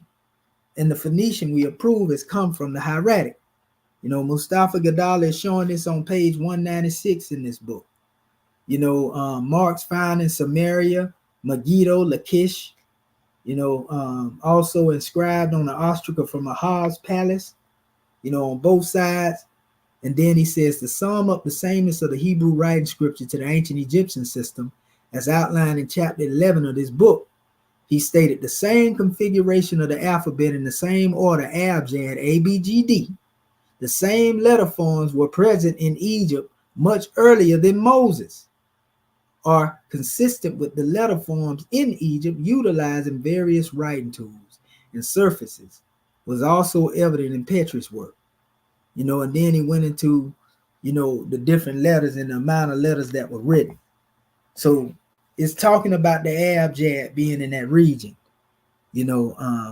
before even Moses got there, and there were many different scripts that evolved outside of that, so this is powerful, family. In fact, this was a chart that I had too, that would actually reflect, the pictorial concept that they had come up with, which is totally different than what your boy Champollion had created. They don't have the same meaning, but these are Egyptian hieroglyphics, which would really reflect what, the Hebrews, converted over into their alphabetical language. When they say that letters come from pictures, this is what they're really talking about. They're not talking about the ancient Kemetic glyphs per se, even though these come from Kemet. They wasn't talking about, letters coming out of Kemet, from that aspect, from the monuments. They're talking about the letters that evolved from this Hebrew writing system that was found in Canaan land. So I'm going to go further into this right here. You see, this is a whole nother measure. And also they consider this a pseudo hieroglyphic chart. Scientists do, at least. They say these are pseudo hieroglyphs. And that's why I asked the question, if these are considered pseudo hieroglyphs and it existed before Champollion chart, then why is his chart not considered pseudo hieroglyphics as well, if this is a pseudo hieroglyphic alphabet? And there were many charts that were created, by different people in this pseudo form, so to speak. That's a whole nother measure, but this is the real alphabet over here. Paleo Hebrew. This is the actual alphabet, which is still Phoenician. This is still Phoenician, people. And these are the sound values over here, which they call in echograms. Sound values for this and this the same. This box Hebrew and that. So now let me go here into the essence of what I'm bringing to the manifest. I actually had some things up here that was very important.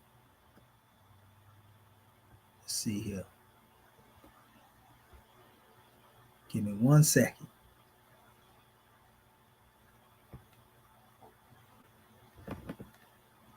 Yeah, just since something there, I might as well show y'all this too.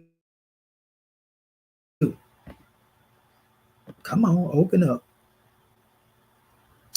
And this is actually where we got our style for our Moorish alphabet that we created. Trying to blow it up wide. Let's see. How do you? Okay, there we go, right there. Now maybe able. Okay, so this is what we call Iberic Egyptian. This is the same characters that were used to make Phoenician. And we see the A, the B, the G, the D. We see the vowels that are here. A lot of this is connected to Meroitic too.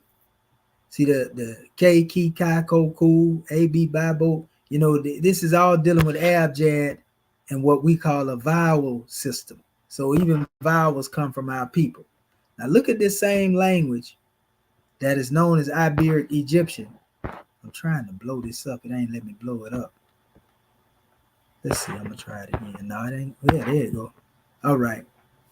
Look at this style of the letters here, right? This is called Greek. But they base this Greek off of the A, E, I, O, U demonstration. They, D, Da, Do, Do. See, J, G, Ja, Jo, Ju, K, ki, kai, ko, ku. This is all dealing with a vowel expression, you know, what they're calling Mycenaean Greek linear B, right? Coming from what is known as Iberic Egyptian, which is also similar to, you know, right there on point in line with the Phoenician style of writing. See the same chart? This is also Egyptian, Iberic Egyptian. See the A, E, I, O, U. This is why I say the vowels come from us. Don't let nobody lie and tell you that they don't come from us. See what I'm saying? And our Moorish alphabet that we created is based off of this particular script, the Iberic Egyptian. You see the ba, be, bi, bo, boo, ke, ki, kai, ko, ku, fe, fi, fi. See what I'm saying? Te, ti, ta, to, tu, par and self. So this is it. This is where your abjad, you know, is rooted in this same language right here, right? Let me see. It was another one here. This is the actual long chart. See the same thing right here. So this Phoenician is what it's called, you know, in one language. This is Iberic Egyptian, you know, and some people like to call it Greek. They call it by different names. So every nation used this particular style of writing at some time. You know, this is the writing that evolves out of Hieratic. You see the ABGD, EWDZEILM. This is, you know, the same thing that we use to come up with what we call Morabic, the Moorish language, which we ain't went over in a minute, but this is what we dealt with, like A-E-I-O-U. You know, they come down here, K, ki, kai, ko, ku, te, ti, ta, to, tu, baby, ba, bo, boo, ba. You know, the abjad is here. The T is interchangeable with J. K is interchangeable with G. You know, the A, you have the G, the B, and the D. So this is root in abjad. We see the ABGD right here, though. It's rooted in abjad, family. That's the concept of abjad writing. You see? So, like, we can't make this stuff up. Hold up. Let me get up out of here. Okay. Hold up. Come on. Trying to get up. What in the world? I got to stop sharing in order to do it. Thing ain't letting me get up out of here. Normally, when I click on it, what's really going on here? Let me see. Hit escape. Okay, there we go. Okay, so now what I'm going to do, I'm going to open back up. I just showed you that style of writing, you know, and that's very important that you see that. I'm finna share my screen again, family. I just had to get up out of there because I was kind of locked in for a second. Wait a minute. They say my sound ain't working. Oh, that was early in the bill. Can y'all hear me, Scribes? Yes, sir. Okay, I just want to make sure. Yeah, I seen somebody say my sound wasn't working at a particular time, but okay. So now that we have this and we demonstrated all of this and showed you this style of writing that's called Phoenician that derives from the Hieratic. Now I'm going to go into the grand drawing of what it was that I was building upon. And I know sometime, family, you know, we have to really take our time when it comes to dealing with this information and bring it forth to our people. Let me see here. Let me go up here on my page. I actually have what I'm going into right here. Uh-oh. Look at my little niece. Hold up. Let me see here. There we go there. Scroll it down. This is a post that I did the other day. Right here, family. This portion right here. And I said, I rest my case. Hieratic is the oldest alphabet in its abjad origin, right? And so what I'm going to do, this is what we're looking at right here. This is what they say is the oldest attested aspect of an alphabet primer here. And I already know that my scribes can lay eyes on this right here and tell you what some of these letters is. You know, and let's just see real quick. Scribes, what would you say this letter here is? Is there anybody that would like to say G what or that? H or something? Say that H. again. That's it. That's right. And this is what? A. That's an A, right? This is what? F. Nope. Ooh, This one tricky too. I had a question about it, but I believe I got it. I'm gonna sort it out in a minute with you all. oh, wait. D. Nope, not a D. There is a D. Can't see it that great. It's kind of, that's why I tried to blow it up. Yeah. It's tricky beside this here too. Mhm. But I'm gonna show you what I can say that this probably is here. This is the most tricky here. I gotta Lock. look for it. That's right, that's W. You know, and then this right here is real tricky. I put a question mark at first, but I found what it is. So we'll save this for last. But yeah, y'all hitting it up. You know, that's HAW so far. And like I say, we're gonna put a question mark here, and I'll show you why in a minute. You know, because I can say something real quick, you know, but you know, it could throw us off a little bit. So this is, again, you already said this is the same thing. This is H, and this letter is what, family? N. That's the letter N. That's correct. You see, and we'll get into what this is in a minute, because we know that is not an alphabet, but a what? Determinative. What? Yeah, we use that terminology, placeholders as we call them. You know, so yes, that's correct. So we see a word and a placeholder on the side of the word. You see? Mm-hmm. Now we see another one here up under that. What is this? That the R? That's right. Now what is this? How many remember what that is?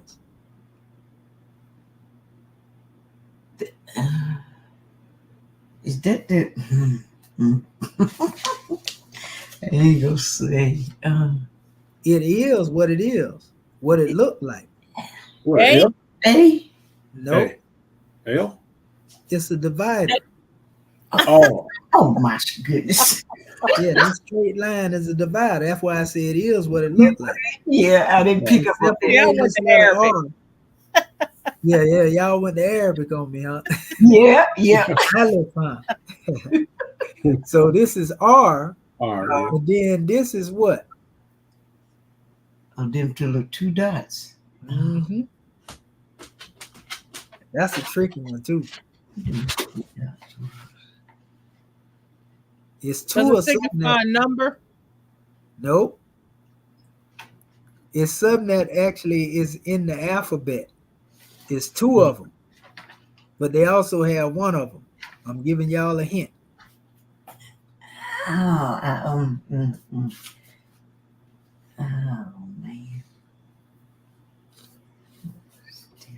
Y? There J? you go. There you go.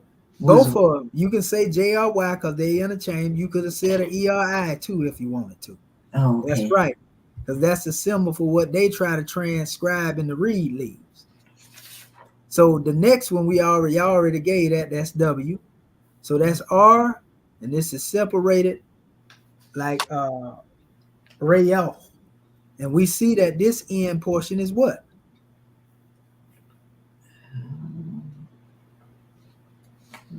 I want to say T, but I don't think that's T. No, it's actually this. W? Yeah. Huh. It's just a different form. Mm. You know, so I think it's in that long chart that you gave us. yeah. We gonna go into them in a minute. And what is this? H? That's right. Now y'all see my scribe doing this all off their head. They doing this straight by the look of it. This how good we done got with this stuff.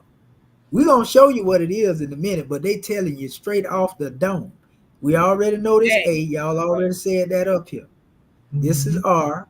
We already know that's a R because you said it right here. So we don't have to go into that. What is this again? A divider? Divider. That's right. So that's HAR. right? Harder. Wow.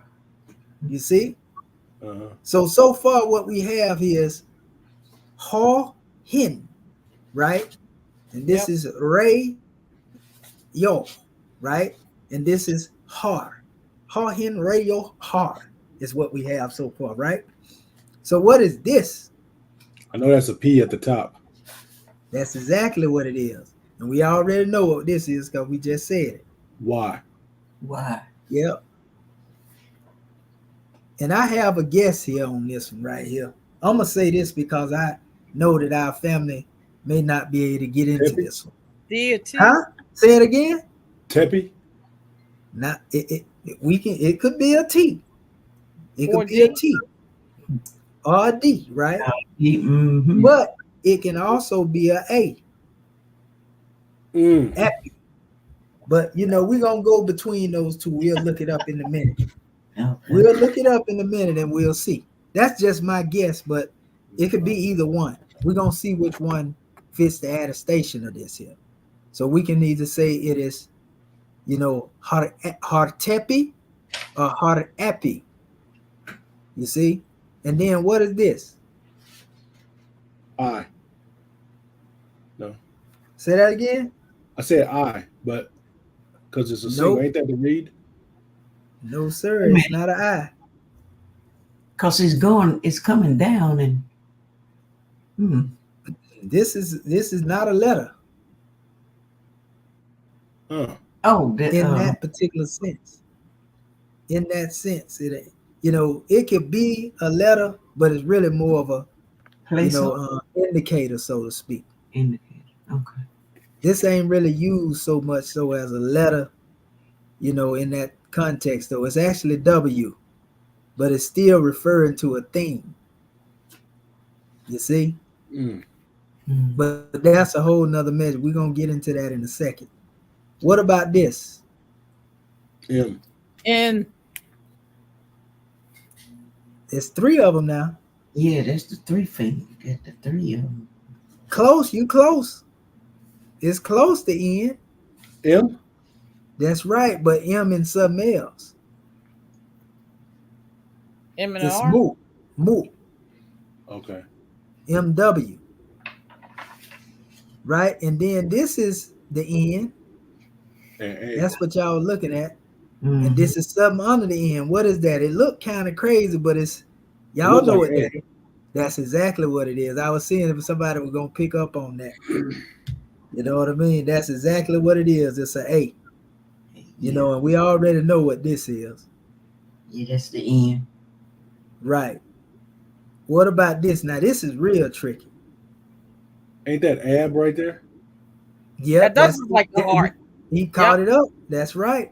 That's right. Y'all caught that one ASAP. Man, y'all got some sharp eyes. Now this is kind of off. So, you know, we really don't know exactly what this is here, but we can go into what this is, you know, and what these are. And what does this look like to you, family? That's a tough one. Is that a form of SCH? Ain't no W, is it? Let me see. It's coming down. SCH? No. Sure. You said the last one was right, but, you know, the last portion of what you were saying is the H. Oh. H, and then this right here is what? Oh. Is that a P? That's that the P or the F? Or the, let me see. That's an N. Is that N on the bottom? Yeah, there's some squiggly on the top. Yeah. I can't make it out. This is one thing right here to me, unless y'all can find something else. G? Now this can be all together. Netter? No, that's an N. Oh, It's one letter, well, two letters to me personally.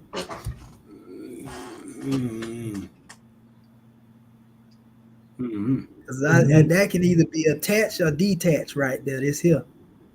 But I'm looking at this as one letter. right. See, I can't tell if it's got little squiggly stuff on the top. I was thinking it might be an F or a Y, but I can't. Then it come down, but Is that the A? I can't see it that good.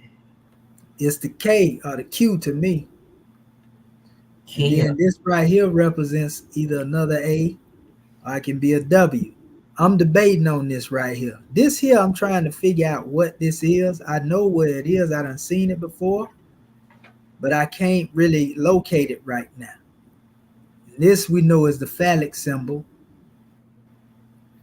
We already know what that is. And there's a measure behind that. I'm gonna pull up my transliteration right here. What I'm gonna do, because I want our scribes to actually come through here. And y'all gonna go to find the meaning of these words. That's gonna be the homework, because this is what they are saying is the oldest primer that they have found, right? Mm-hmm. And they called it by another word. They are saying that this is what they call the halamka, or something like that, right? Which would actually be the R is interchangeable with the letter L, halamka, right? But these are actual whole words, even though they pulling from the first alphabet in the word. You see what I'm saying? Because y'all just seen it. Y'all went over them. We went to the how, which we spoke of earlier. Let's go back. Remember, this is how, H-A-W, right? This here that I didn't speak of, this is really nah. Honna. Honna hin. Honna hin. I said A, I said R, because I was saying, well, this is R and this is A. Instead of the N and A, I said R and A. So that's why you see me put this here as a question. But I found out that it's actually nah instead of ra going across here. So it will be ha nah hin. Ha nah hin. Right? So we can exclude the ra and get it up out of there. Originally, I had it that way. And this at the end is what that image is referred to, dealing with the outstretched arms. We're going to get into this in a second. I'm going to show you where I got this from. Y'all already know it come from our tools. This particular portion, ka, ha, and hai. These are just different forms of the H. That's what it's expressing right here. Because K is interchangeable with H, and hai is just saying it. Ha, ha, hai. That's all that's demonstrated. Most people would just say ka, because that's the raising, of the hand measure that we have seen in what they like to call determinatives, right? And then we have Ryu, which actually was supposed to be separated here. There was supposed to be a separation on here. Ryu, and that is over here. Y'all just stated it. Before I even went to this, y'all notice the scribes call this stuff out. See the R, and this is the Y, and the W, or the U. And then we see the W here, in a determinative expression of a form. Let me go back over here. That's it. R, separation, YU, W. Now, don't it make you feel good that y'all was able to decipher, bring these measures forth without even having to even look at the alphabet chart on certain occasions? You see? Right. Yes. So that show you how sharp y'all done got when it comes to dealing with these measures. So like I said, I want y'all to pull the transliterations up out of these. That's going to be the homework.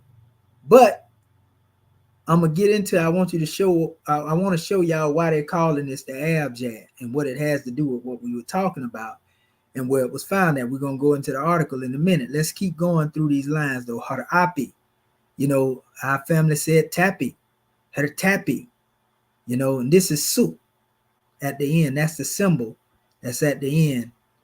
Har, let's see the H-A-R. Go back over here. H-A-R. You got your divider or your separator. Family say this is tappy. I say appy. You know, tappy, appy. We're going to figure that out in a minute. We're going to go into the letters and look for it. But this is suit. So when you see the term nisut, you know, a lot of time that's dealing with this particular symbol. You know, a character here. SW, suit. Right? Make me wonder, is it referring to a nisut? But anyway, here, then, we have the mu, pardon self, mu, an. And then we see the water measure here, which we know comes into the end. And hieratic, this is H, and I say this is K or Q because they're interchangeable. And this is either a W or it can be an A. You know, but in my transliteration, you know, as you can see, you know, I place it, see that's the mu, the na, and that's dealing with the end. Then you have under that, you got another measure, but this is mu na, and this is N. And then you have the H, K, and W, which is ib, which y'all pointed out, are ab, which is hard. You know, ib, ab, ib, however you want to do it, it's still the same thing. This look like heccup here, HKW. So let's go back over here. And that's the ib. And that's why I was saying HKW or HQW, so to speak. Or it can just be HK or HQ. You know, heck. Either way, this here I'm still looking for, trying to figure out what that little rascal they're at. Like I say, we already know what this was. And so that's why you see me put a question mark here. And that's how any scribe would do when you're trying to deal with these inscriptions. And it says ate, ka, and mut. These are different expressions of one symbol. The one symbol that deals with the phallic symbol, you know, is a, te, ka, and mut. This is not a word, though. You know, this is a reference to different expressions of that same drawing. And the question mark is for that one symbol that I couldn't find. We can also get you to look for that in your homework as well, because it's in there, you know, and we can add that in. So we want to try to get the meaning behind these words and what's actually being said.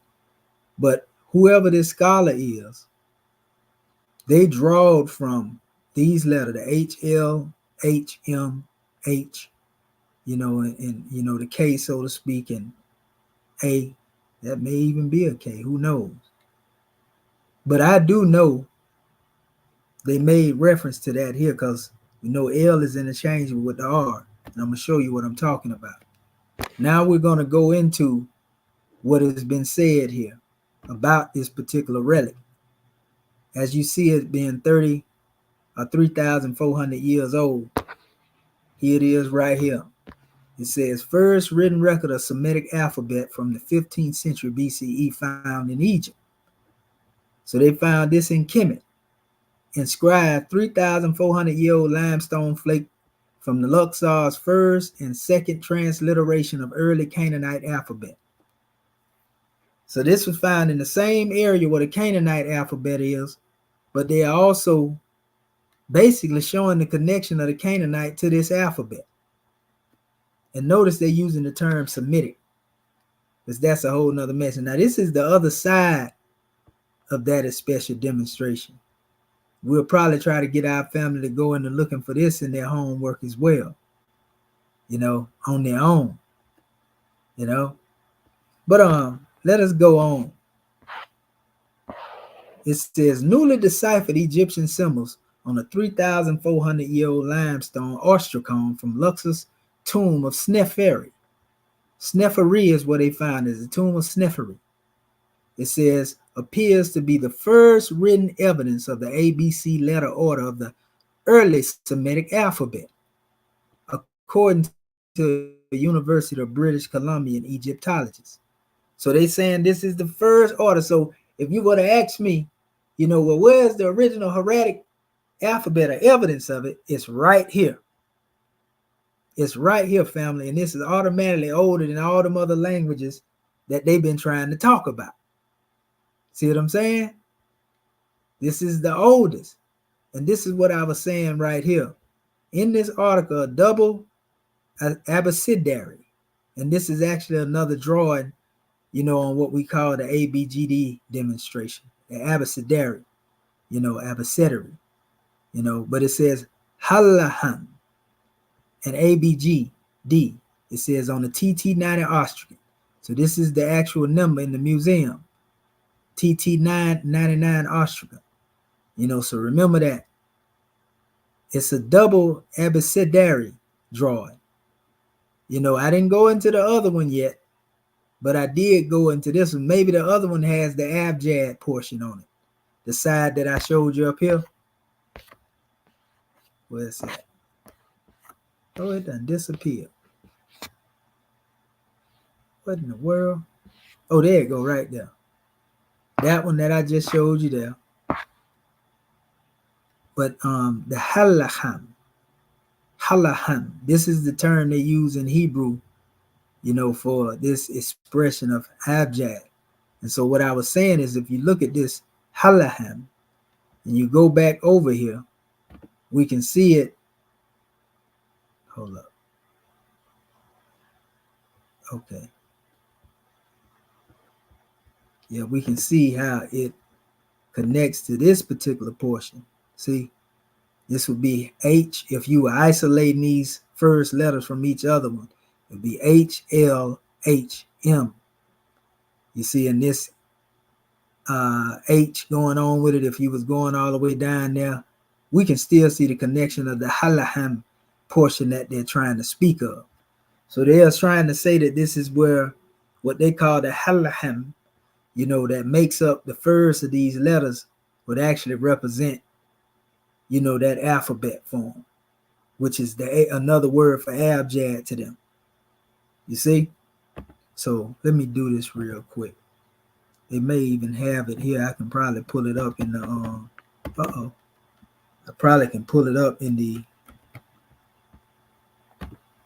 let's see here. See if it let me share it real quick. See, you got to know all this stuff right here when you're trying to do your little teaching. See, but they actually pulled it up again. The HLAM, the inscription, they went right back to the inscription.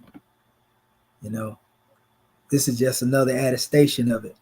See, the ostracron, a halaham inscription found during the excavation of the ancient Egyptian tomb in Thebes, a fragment limestone inscribed on two sides. They say the lines are hieratic, and they say hieroglyphic characters in blank ink. The flake limestone ostracron is inscribed with the Egyptian word list of the 15th century BCE.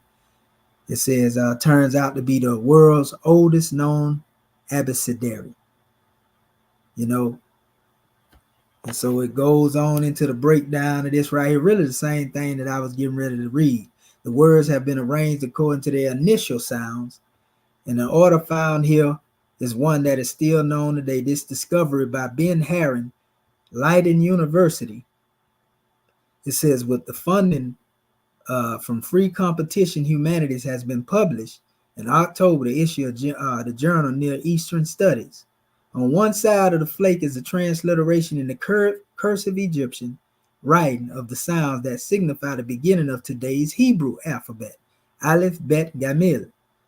On the other, it says a contemporary, though now lesser known letter order, the halaham, which was deciphered in 2015 on the same limestone flake by Leiden University's Dr. Ben Herron.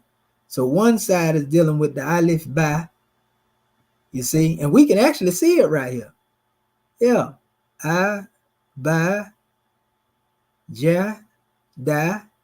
Yeah, I can see that. Abjad. Right there. Even though they have a little look like an end expression there. But I can see the connection to the abjad concept right here. I see it right here too, the A at the bottom. It's definitely in there, family. But it goes on and it says the limestone place is dated to the Egyptian 18th dynasty from the excavation of Theban, Tomb 99, that's the T99 reference, from the necropolis of the west bank of the Nile at Luxor, known as the tombs of nobles. I know we'll remember that. So this is special original ABGD evidence of the Abjad is found in the tomb of nobles. So when I say that all language that deal with the Kemetic aspect has an Abjad, when people be talking about, no, that's Arabic, here it is right here again, refuting that nonsense.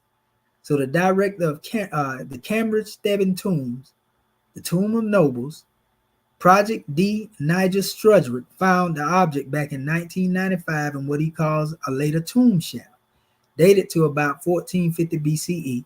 The text is an incomplete list of words written in hieratic, the cursive script used in an ancient Egypt of what it says from some 3,000 years. To the left is a column of individual signs that appear to be abbreviations of the word. See what I'm saying? And they're talking about these different pictorials here. These biliterals and triliterals. They are saying that these are abbreviations, of the breakdown of the words, so to speak. Very possibly then they ever render the initial consonants of the words, which would make them alphabetic signs. See what I'm saying? So it goes on. Man, it goes into a whole bunch of different measures dealing with this ostragon. You can read it, yourself. This is another one. I wasn't even looking for this link right here. This link popped up just by me looking at one of the words. So one side deals with the HLM and one side deals with the ABGD, but it's still referring to the same thing. This is a writing primer dealing with the evidence of alphabet found in Kemet. So if they would have asked me, well, show me the original alphabet, the hieratic, we got it right here. This is a very important find right here, family, because this, and they say it's the oldest when it comes to dealing with the alphabet. So when we showed you earlier what we showed you, and it says hieratic is the oldest, come on, man. We done showed this stuff over and over again. It don't get no plainer than this right here. 3,400 years old. This is where our alphabet chart starts at with the Abjad. But anyway, it says in this article, the double abecedary, an Abjad on the TT99 Ostracon, Professor Thomas Schneider's Schneider's concludes that a small, approximately 10 by 10 centimeters and about 4 by 4 inches double-sided limestone flake was used by Egyptian scribes as a mnemonic device to remember the letter orders of not one but two forms of early Semitic alphabets. So these Semitic alphabets are traced back to Kemet, but they were showing that this is a device that they were using to memorize the letters. This is powerful because remember, we came up with our own methodology. And though we didn't write it on stone, we was using this same methodology. You see? We were using the same methodology by going through the document, looking for the letter A, looking for the letter B, G, and D, and so forth and so on. Man, the ancestors, man, has definitely reached out of the ethers into our consciousness. Now we see that our methodology is proven true according to the ancients. Come on, man. Then our prophets say Allah ain't guiding us to a destination that's uncertain or unknown. Then we say masterminds are able to trace themselves back and thus they know.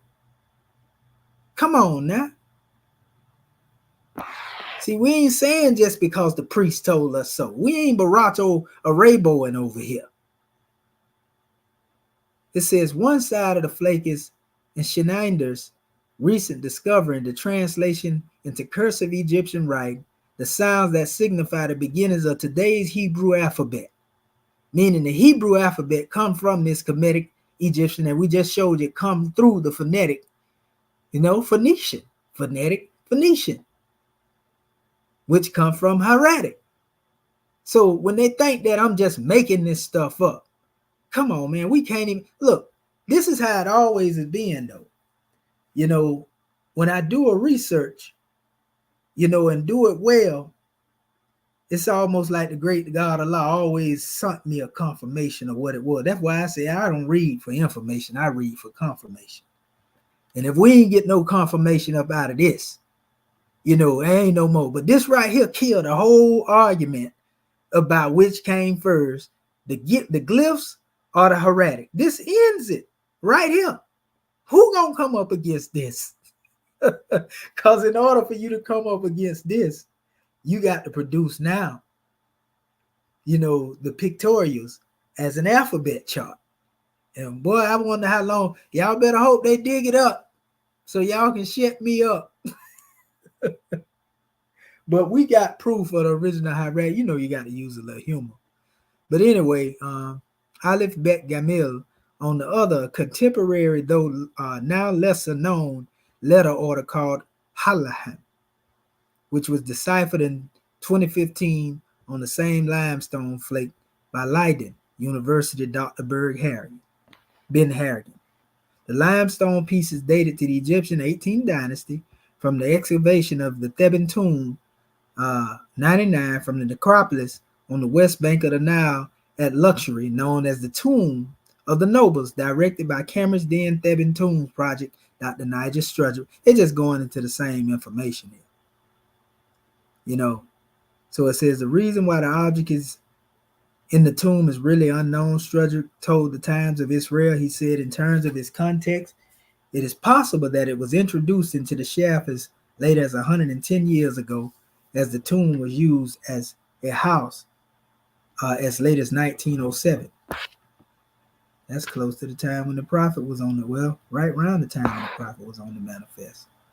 It says the Ostrakhan is, however, roughly the same date as the tomb to judge from the handwriting style, so it could have been lying around somewhere in that area of the necropolis for 3,000 plus years before it ended up where we found it, said the archaeologist Strudger. Tomb 99 has been identified as belonging to Sneferi, is known as Snefer, who was active in 1420 BCE, according to writing found on the papyrus of Louvre. It says in E3226, the ancient Egyptian noble was a known character, a mayor, a mir of Thebes. Ta'apet, it states, whose likeness is recorded in several statues.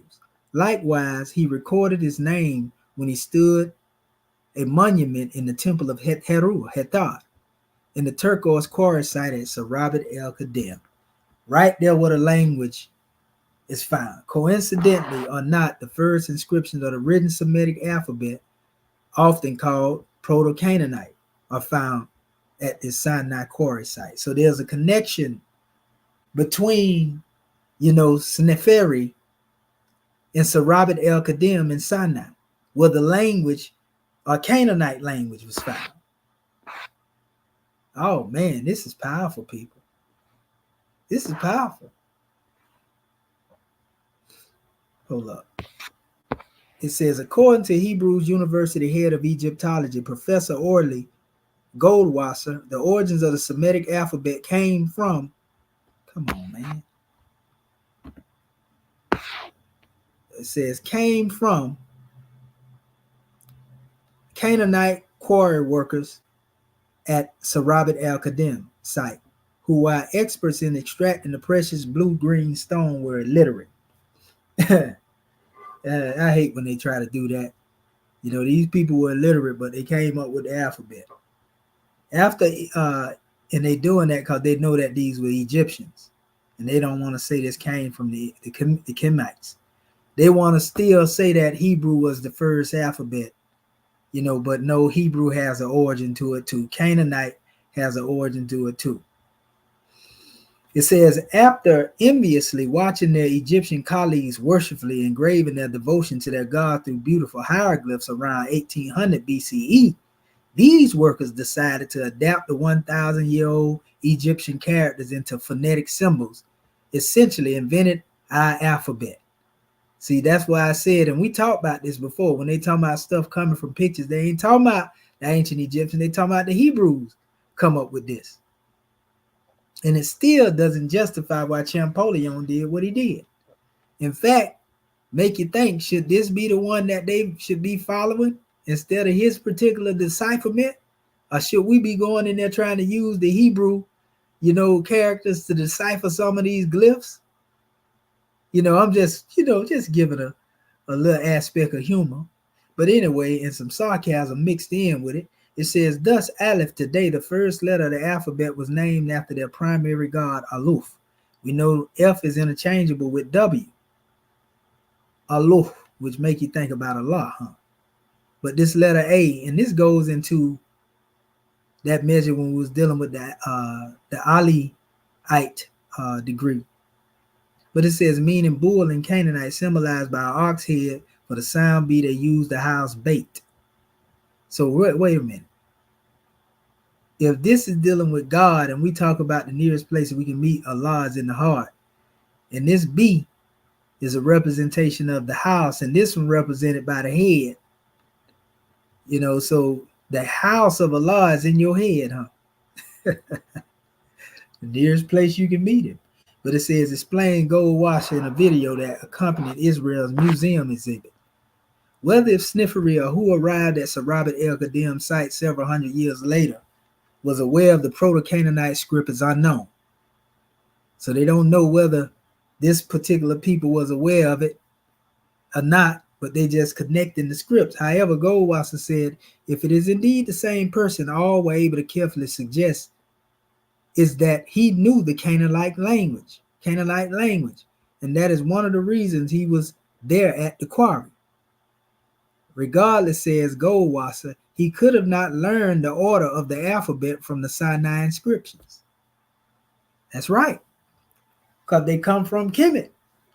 But when we go into this, though, it does say in the biblical, remember Isaiah chapter 19, 5 nations in the land of Egypt will speak the language of the Canaanites as well. So we see the overlap, whether you look at it in the Piscean records or you look at it in these sources right here, that there's some overlap between the Canaanites and the Kemites. And Brother Mustafa Gadali said that these were Egyptian colony that went over into Sinai. Man, this is powerful. Mysteriously ugly scrawl, 1905, famous Egyptologist, Sir William Matthew Flinders Petrie. We all know who Petrie is. It says, led an expedition to Sinai's dusty Sarabat el-Qadim. One day, Petrie's wife Hilda, while walking through the ruins, stumbled, and perhaps due to her floor-length starch white skirt, noticed falling stones inscribed with what she described an ugly scrawl. The other brother called it chicken scratch.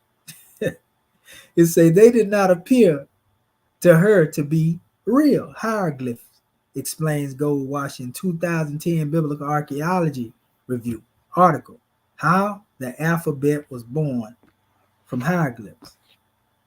The article, Goldwasser notes that the vast majority of the inscriptions of this alphabet comes from the Sarabat area, of more than 30 of them. Only one came from elsewhere in Egypt, the two-line Wadi el-Hod inscription. Some few very short inscriptions, most only a couple of letters, have been found in Canaan dating to the end of the Middle Bronze Age and the Late Bronze Age, 1750 and 2000 BCE. 1200 BCE. But although Petrus discovered, it says, the letter and recognized that it was something other than the more elegant Egyptian script they were accustomed to, it was another decade until a noted Egyptologist named Sir Alan Gardenia cracked the code.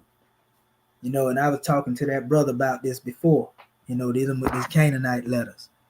And they just going into it, talking about, the Sphinx that was devoted to the goddess Hathor, inscribed in two different scripts, Egyptian hieroglyphs and Canaanite letters, two sides. Gardenia noticed the repetitive of signs and use in 4 letters in an alphabetic script represented in a Canaanite language, BLT, Balat, the mistress. And a lot of people actually say that this was a bogus decipherment.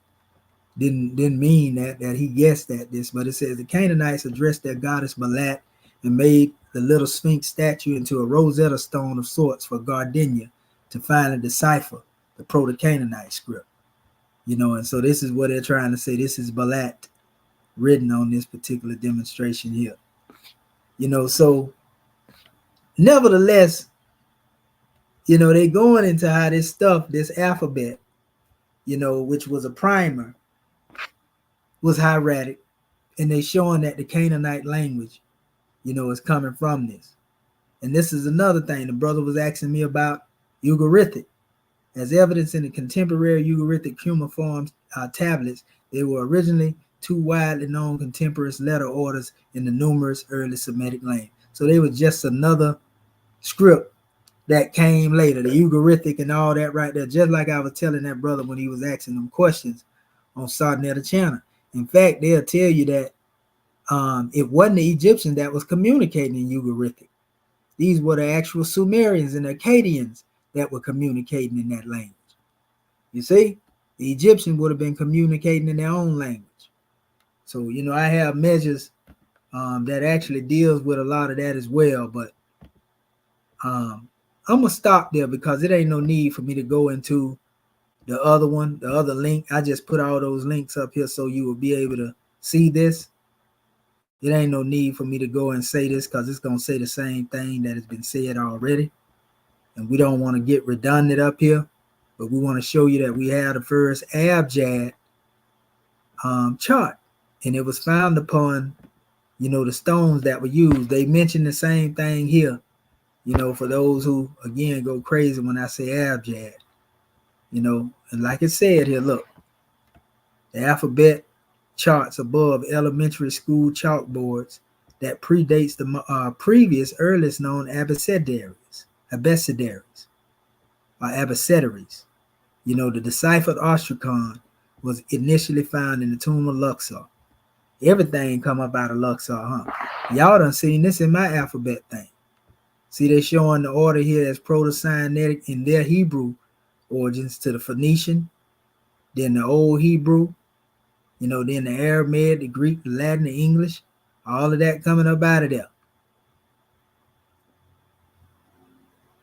But we know hieratic is the parent of this Phoenician.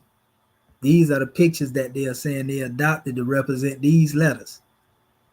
That's not Egyptian letters, Proto-Canaanite letters per se, but these letters and symbols are said to be drawn. And we've seen the tablets that are there in Sir Robert Al-Qadim, those different stone tablets that have a lot of these symbols there.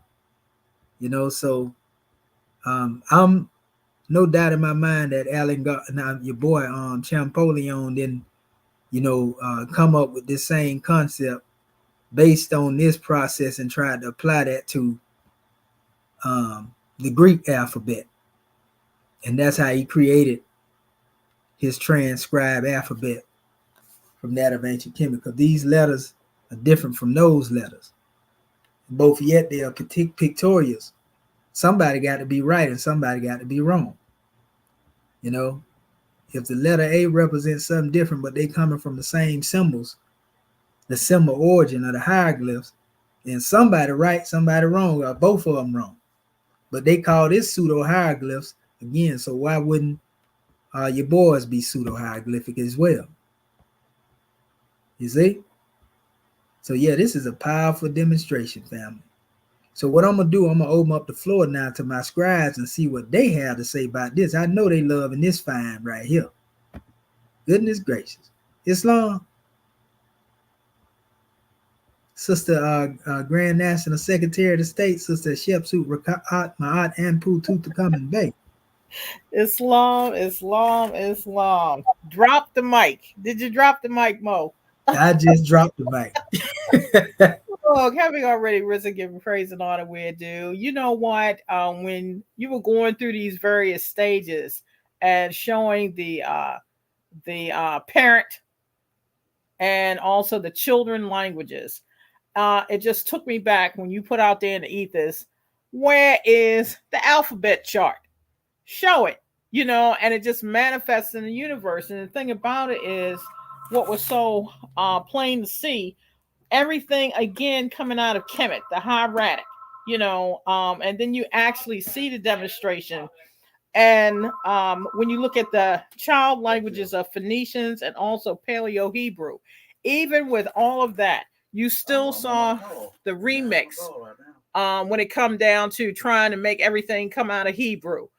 So this is why it's so key to have this foundation, to have the foundation of what we are gaining, to be able to see through the knot and the remix. So that this is just a powerful measure, and it's just such a blessing to be able to trace yourself back. And these things have, you can definitely understand, especially when Mustafa Gondola was speaking about our colony over there, okay, on the other side of the wilderness of sin, the coming from Kemet. And so you can see how these languages developed. But again, the origin or the prototype is dealing with hieratic. So this is just a grand demonstration. I'm definitely looking forward to the homework, but you can see it's ours. So gratitude more for keeping an eye out and Europe telling its own story and then trying to go back and step in it with the remix. Islamism. And that's something else, because there's a book I showed y'all a while back, and I took a lot of excerpts out of it. The hieroglyphic key. And this is the one where the people of the Indus Kushite Valley civilization was saying that they language was the foundation of the hieroglyphs, and they were showing all these different comparisons. And the reason why is because we know Kemet culture went there too. But what it is, these people are not seeing it as Kemet contributing anything to them. They're seeing it as their culture gave to Kemet. It's the same thing with that book that was written recently. I ain't bought it yet. Where it says how the ancient Egyptians were the Hebrews. And you had this one write all this information showing a confirmation of a lot of biblical stuff coming out of Egypt, but they don't want to admit it came from Egypt. So they saying that Egypt came from the Hebrew. Same thing dealing with this Greek culture. So don't nobody want to admit that what they got came from Kemet. And that's a crazy thing that I'm seeing going on here. They'll rather act like Kemet got it from them. So again, everybody claiming Kemet came from them. Somebody got to be lying, or everybody lying. So who you gonna believe? Your ancestors or your lying ears? Islam. So let me call for my Grand National Chairman. I know he loved the way I rolled the pant leg up on this one. You there, Chairman? Islam. Dr. Akin Acton Pert M. Heru to the Common Bay. And we know he may be on a mission.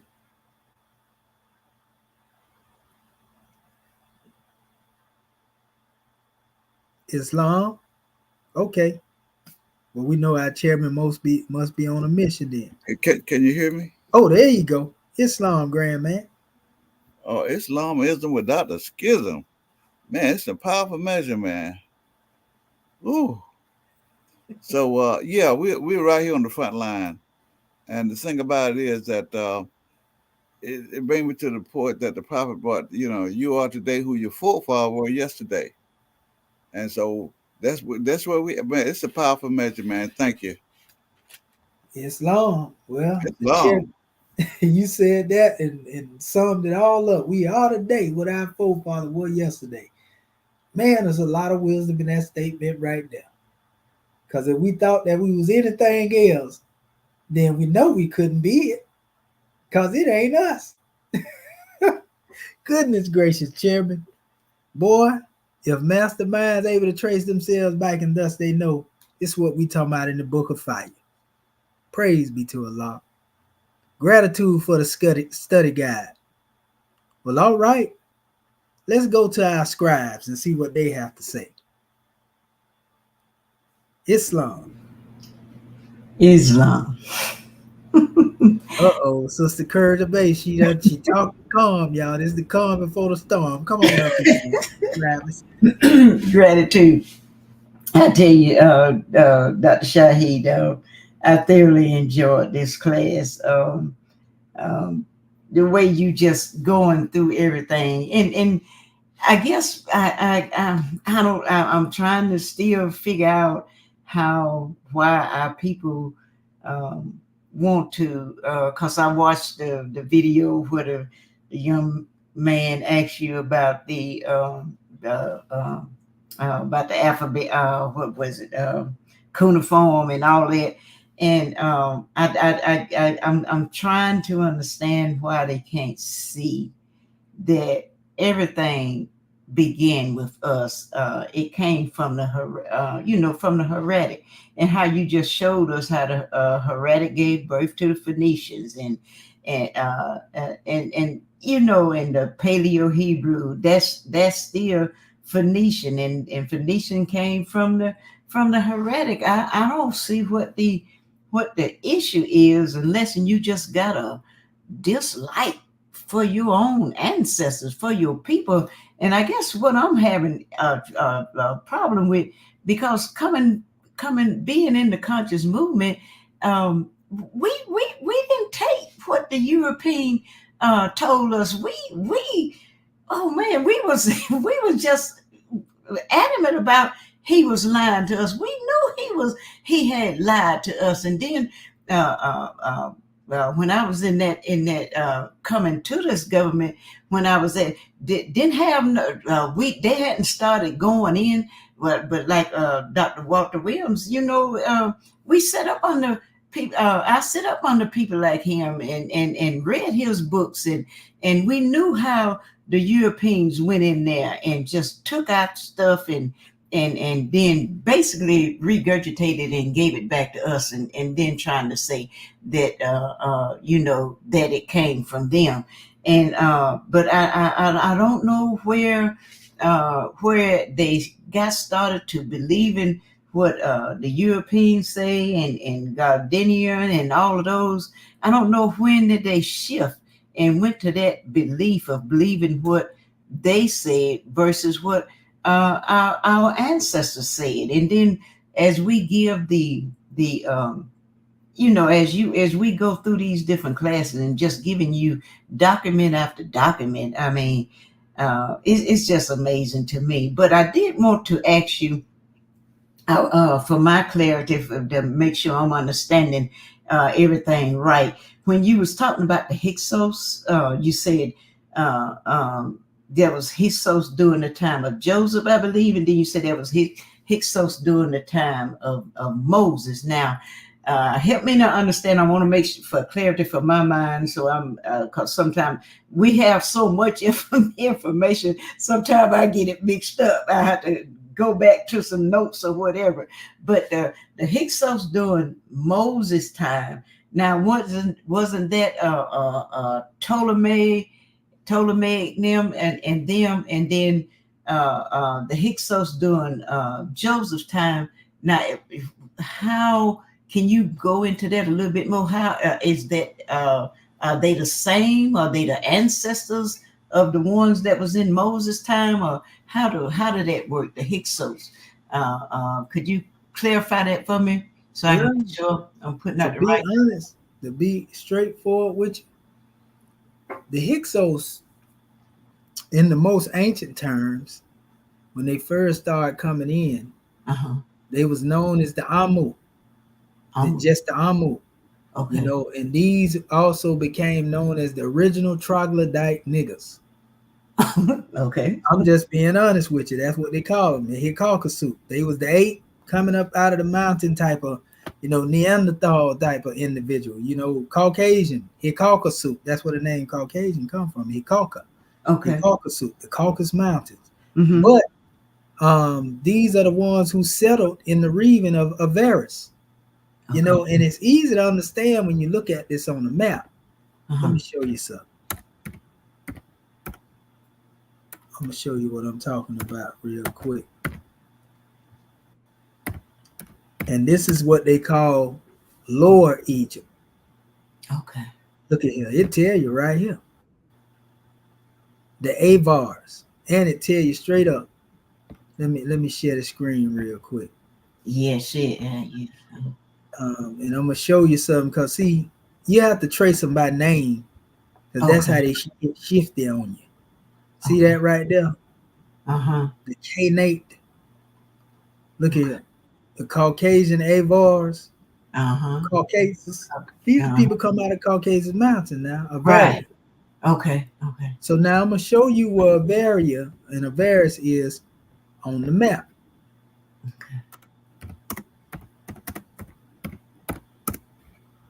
And then it makes, see this here? Look at this. This is where you get the understanding from. Look at the map right there. See where Avaris is? Yeah. Can you make it a little bigger? Yeah. You see the name right here. See my little cursor moving right there? You see my cursor moving around it? Move it again. I'm moving it in a circle right now. Do you see it? Oh. No, I don't see none. Well, okay, you see the word Avaris on the map, right? In the right corner. I see the Mediterranean Sea thing. I see Lower Egypt. Oh, you don't see this map right here? Which one? Where it say Nile Delta? No. What in the world? Okay. See, we see several maps, but the writing is so minute. Okay, well, I'm trying to show you the big portion. I'm sorry about that. What I'm gonna do it this way. Okay. Because I had it blowed up. I thought it blowed up on my screen. But evidently it didn't. Okay. So what I'm gonna do, hold up, share this tab instead. Okay. There we go. Now do you see it? Yeah, I see it now. This is a Avaris. I see it now. This is Avaris right here. Okay. So this is the Nile.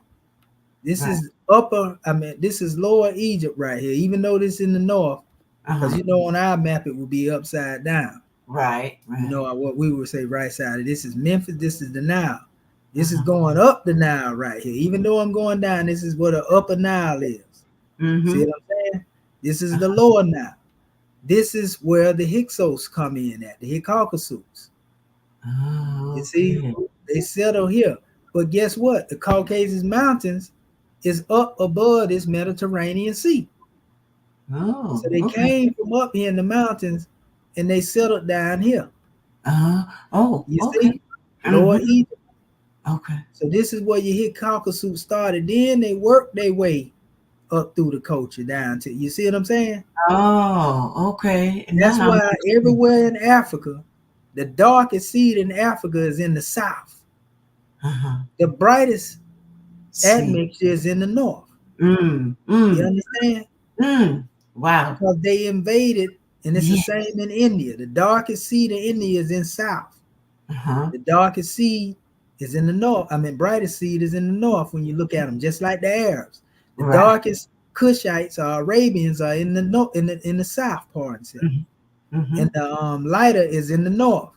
Wow. In modern day Arabia. It's all the way, that dynamic is all the way across Africa. The brightest is in the north and the lowest is in the south because they pushed them down. Yeah. You know, when they invaded, so to speak. Oh. These hordes that came down out of that Caucasus Mountain. So the Amu is another name for them.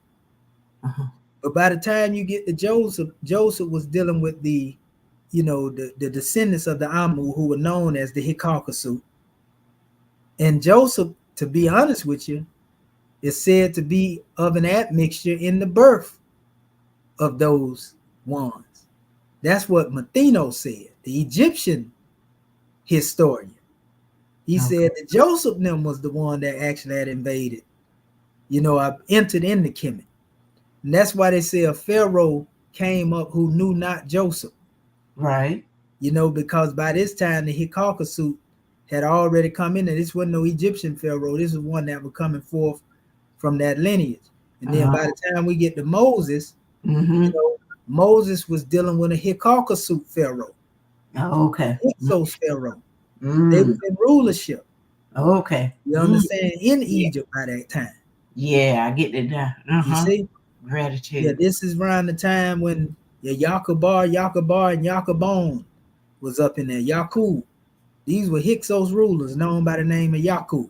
Yeah. You know what I'm saying? Yeah. Okay. Yeah, Okay. so this is the Hikakasuits that invaded Kemet. So yeah, and of course the Ptolemies, come on behind that there. Right. Because the Hikakasuit did give birth to, a lot of your Greeks and some Persians and even Turks. They mixed in, they mingled in. Okay. You see, and so there was still some indigenous people in the land of Greece, which was our people, but there was another race too that was there. Right. Right. See what I'm saying? Yeah. See, this time frame is around the time when the alphabet was on the manifest too. See the 15th dynasty, that's right there behind it. 16, Right. that's right behind the 18th dynasty. You see? Uh-huh. So also, since I was there, I was gonna show y'all this too. When that brother was asking me questions, I was telling him the Amarna tablets. He's the Amarna tablet. You mean to tell me? And I'm telling him the Amarna tablets ain't got nothing to do with the hieratic. Right. The hieratic, the oldest, right? Look at what it says. The Telemarna tablets were written during a very brief period historically. The second half of the 14th century BCE, 1400, 1300 BCE, which is the time he gave when I finally told him to look for it. Because he was acting like he knew. And then I say, brother, how you going to come speaking authoritatively? You can't even tell me when these things was written. Right, right. I remember that. What you mean? And asking me all that type. And I think that's that brother that used to be in the government. Sound like it. I forgot his name. Used to be in Baltimore. He sound familiar. It says the New Kingdom period in ancient Egypt, the late Bronze Age in Palestine. The actual duration of the correspondence is likely not much more than 25 years in total. The tablets takes us intimately into one of the most popular recognized periods in ancient Egypt, with the connection of Nefertiti and her husband Akhenaten, sometimes credited with being one of the first monotheists. They first came to light in 1887 when local Egyptian peasants found a few tablets buried in the ruins of the Akhenaten Palace complex and sold them to antiquities dealers. Later excavations recovered the rest, beginning with the work of English Egyptologist, there you go, William Matthew Flinders Petrie, 1891-92. 382 tablets, 350 which were letters now scattered among the various museums, but mainly found in the British Museum in London, Egyptian Museum in Cairo, and the Devoted Rastastashis Museum in Britain. They got some crazy names over there in Britain and Birmingham. It says the tablets found in El Amarna are mostly letters received from abroad, not letters written in Egypt. So you just tell you that brother hadn't even studied. And I'm telling him, no, these are not the ancient Egypt. These people that they probably was communicating with. Because this is nothing more than Phoenician. It's the lingua franca. And so they would have been knowledgeable, and so forth and so on. But it goes into talking about letters, Babylonia, Assyria, Hittite, see how they putting them all together. Eastern Asia Minor, Mitanni, Herorian, North Assyria, Cyprus, Alatia. But the majority came from vassal rulers in Syro-Palestine, Canaan, Lebanon, and Ugarit, the eastern Mediterranean coastal land. Letters from Egypt were written by scribes of the pharaohs and were sent out of Egypt and presumably lie in the ruins of cities where they were received. Some draft letters by the pharaohs, however, stayed in Akhenaten. It says, we can also assume that most copies of vital correspondence were archived locally in the Egyptian language rather than in their Akkadian translations. See what I'm saying? So Egypt was dealing with Egypt, So it goes into what it would have been saying, but they're saying that unexpected, when the tablets were discovered, they were written not in ancient Egyptian hieroglyphics, but in a foreign language, Akkadian, the language of Babylonia, and a diplomatic lingua franca of the day used between different kingdoms to communicate. Exactly what I told that brother. You understand? Look, scholars of Western Semitic languages are interested in the tablets because the Akkadian on the tablets sent from Canaan is heavily mixed with Canaanite dialects.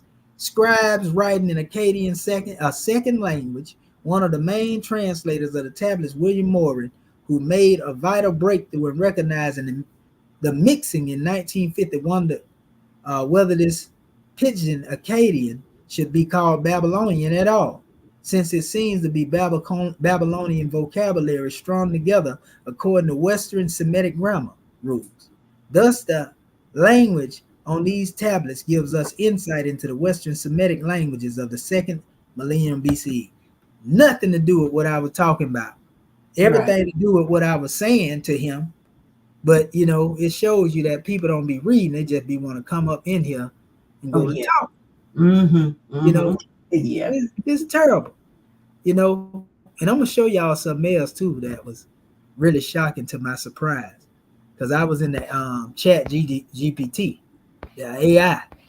And all you have to do is really type something in right here. Because I was creating charts with AI, right? This is crazy. And so I decided why I created these charts. And each one of these charts came with their own value here. You know, I was just making up charts. I'm trying to go to the first. I did so many of them. Goodness gracious.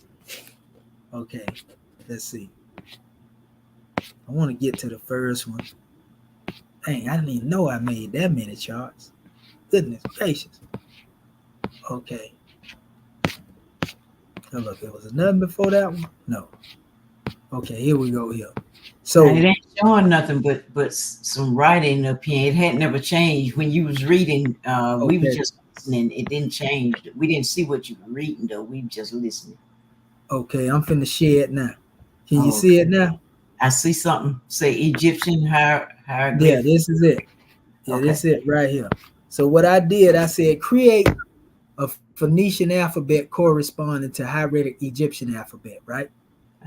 Being that they don't have hieratic in here, they did it by creating it and corresponding it to the pictorials, right? Which a lot of this is not even on point as it should be. Look like they're doing more of the, like they're trying to mix Canaanite with Egyptian pictorials. This was created by AI now. I generated this chart like in like 5 seconds. Wow. It generate these charts. I didn't even know it can do this. I just went in there and tried to say this, and I'm like, oh man, you know, see it get assign values and everything. So imagine if we took these pictures, right? And imagine if these was hieratic letters instead of this, and we use, you know, the Phoenician, you know, script in conjunction with hieratic. You know, I wonder what forms this would yield. We're gonna have to do some exercises out of that. Right. And the same thing that I did here, because you know it says it here to speak.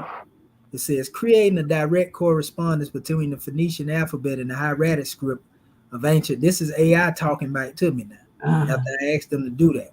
Egypt can be challenging because they are fundamentally different writing systems. That's important to know, though. Hieratic is a cursive script used primarily for religious and administrative texts in Egypt, while the Phoenician alphabet is a consonantal alphabet used by Phoenicians, which are eventually influenced by modern alphabets, right? Then it says, however, we can make a rough approximation by aligning the hieratic signs with their corresponding hieroglyphic values, and then find an approximate Phoenician counterparts. You know, and so this is what they did. They create a simplified hypothetical alignment, you know, of what these would be. We'll go deep into this another time. Say this table aligns some common hieratic characters with their Phoenician counterparts based on the closest phonetic values. And note that exact one-to-one correspondence is not always possible due to the inherent differences in the two writing systems and the languages they represent. So you can't take something that's supposed to be something else and make it the same thing. That's why you couldn't take Greek and make Greek translate no pictures. Right. That's why you couldn't take Coptic and make it translate no pictures and all. You'll yield the words and the script out of it, but that don't mean that it's the comedic aspect. Right. These are just Greek words that are covered under the aspect of dealing with pictures. So we got you again, Napoleon. Book him, got you. You know, murder one.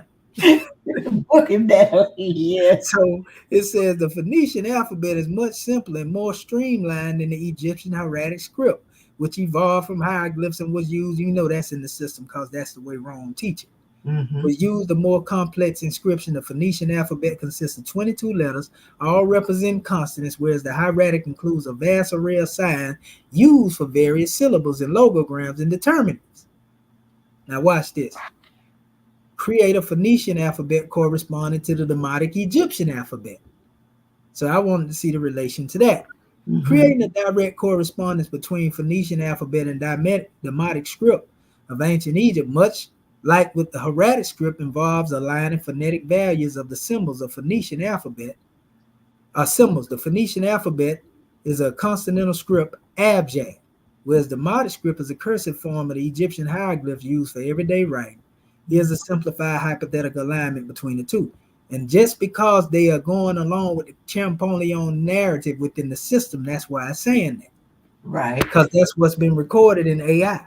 Yeah. So it tries to give a correspondence between Phoenician letter and the Demotic, and it gives a totally different script. So if hieratic, as they say, is the same as Demotic, then why don't the hieratic yield the same letters as this right here? Because we see, look, see the A here in this chart?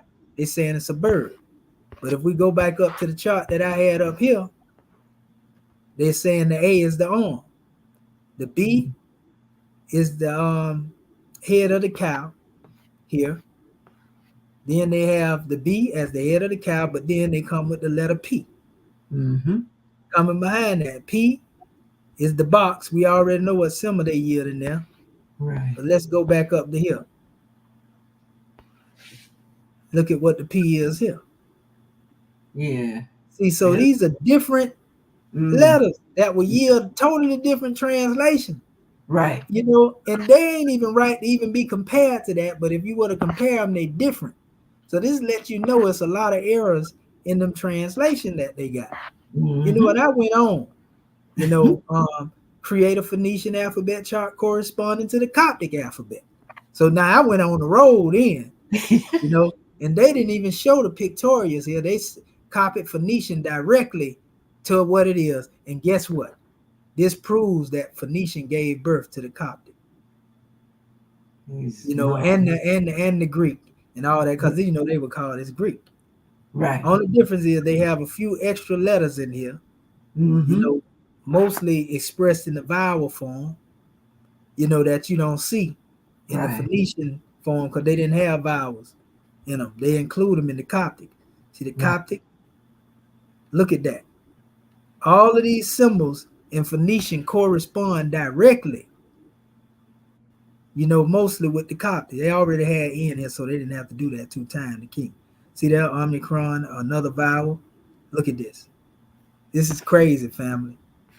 So we can see the connection here.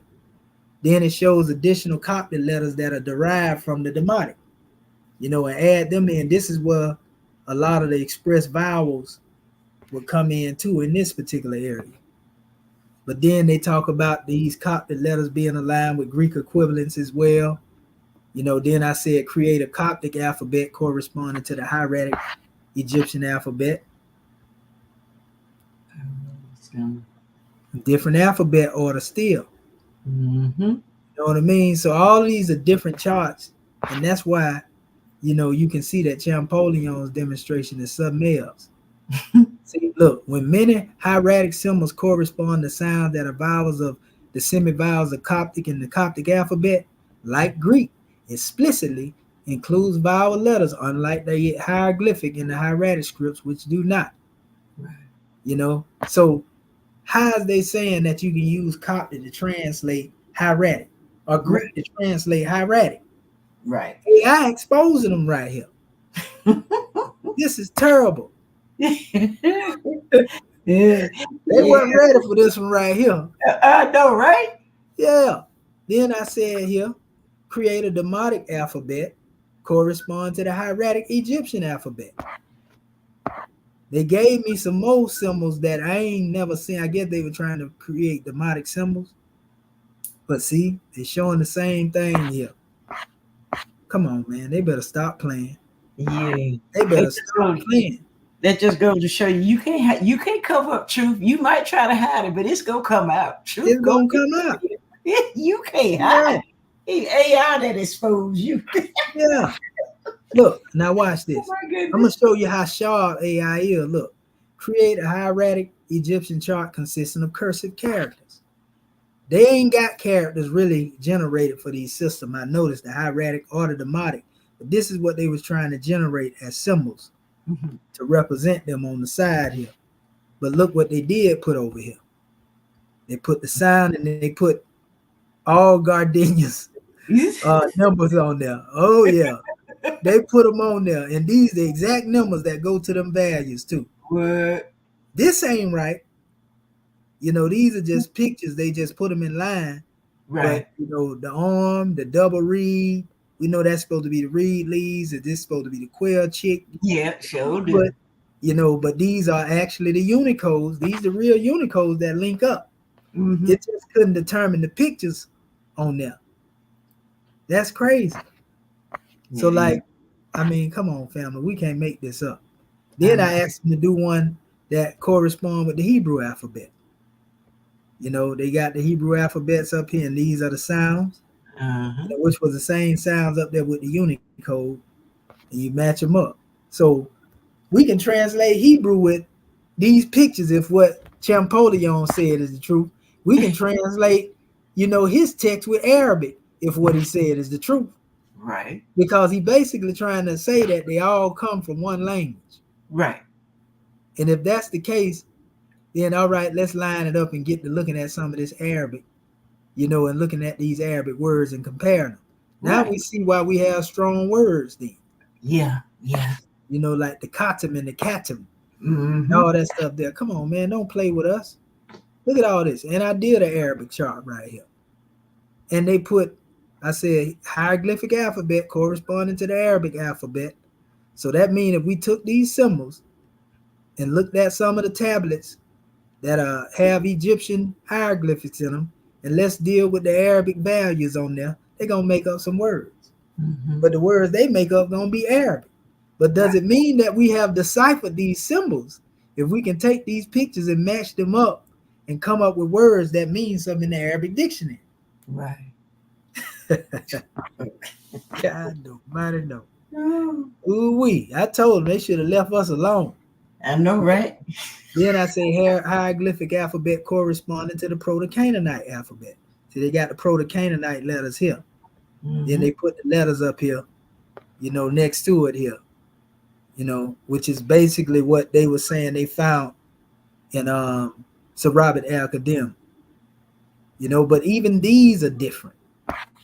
Wow. You know, see, the chart provides a rough phonetic alignment between Proto-Canaanite and Egyptian hieroglyphics. Note that Egyptian hieroglyphics are primarily logographic and phonetic, while the Proto-Canaanite is a consonantal alphabet, so direct correspondence can be approximate and symbolic. You see? Like, come on. I went to the Iberian script. You know, I went into that. I created a whole bunch of charts. Yeah, you did them all. Yeah, I tried to make up some. You know, yeah, just make up some. So what I did though, I asked them this question. I took one of my, remember my little decipherment out of you know, the metanetta on the papyri of Tahotep. This the first line right here. I say, arrange this text as a column of correspondence, word for word. To create a column of correspondence, word for word, the text Imheru Peti Herakni Wari Ibn Ra Gru Ni Madu Nef will match each transliterated word to its corresponding hieroglyphic symbol based on the given image. Here's the arrangement. And they put it up here. This AI something else, man. See, it got all the symbols up here. This is crazy. And then on this one, I went down into what we just did and told them to arrange this into symbols. So let's go and see how good AI did in matching this real quick. We got you in a minute, Bati Bay. This thing done got good over here. You know, let's go over here real quick. Let's look. Okay, so we see The first letter is H, right? H. We're going to hit H real quick. In our molar tool, it didn't bring it up there. Hold up. Let's see. Oh, I got it in the wrong spot. That's why. Okay, there we go. There we go. Okay, so let's see. See, this is the H, right? We already said that this was H. Okay, we understand what you made up there though. Okay, what I got to do is this. I got to share the whole screen. Yeah. I could have hit present this screen, but I'm going to share the whole screen. That way it ain't complicated. This is something else here, family. I tell you. Wow. Okay, here we go right here. Okay, so now let's go back over here. Okay, there we go. Okay. They took all the words that I put up there and look at what they put beside it. See it? Yeah. They even turned them looking toward this way, so everything gonna be read this way. They even put it according to the hieroglyphic rule, right?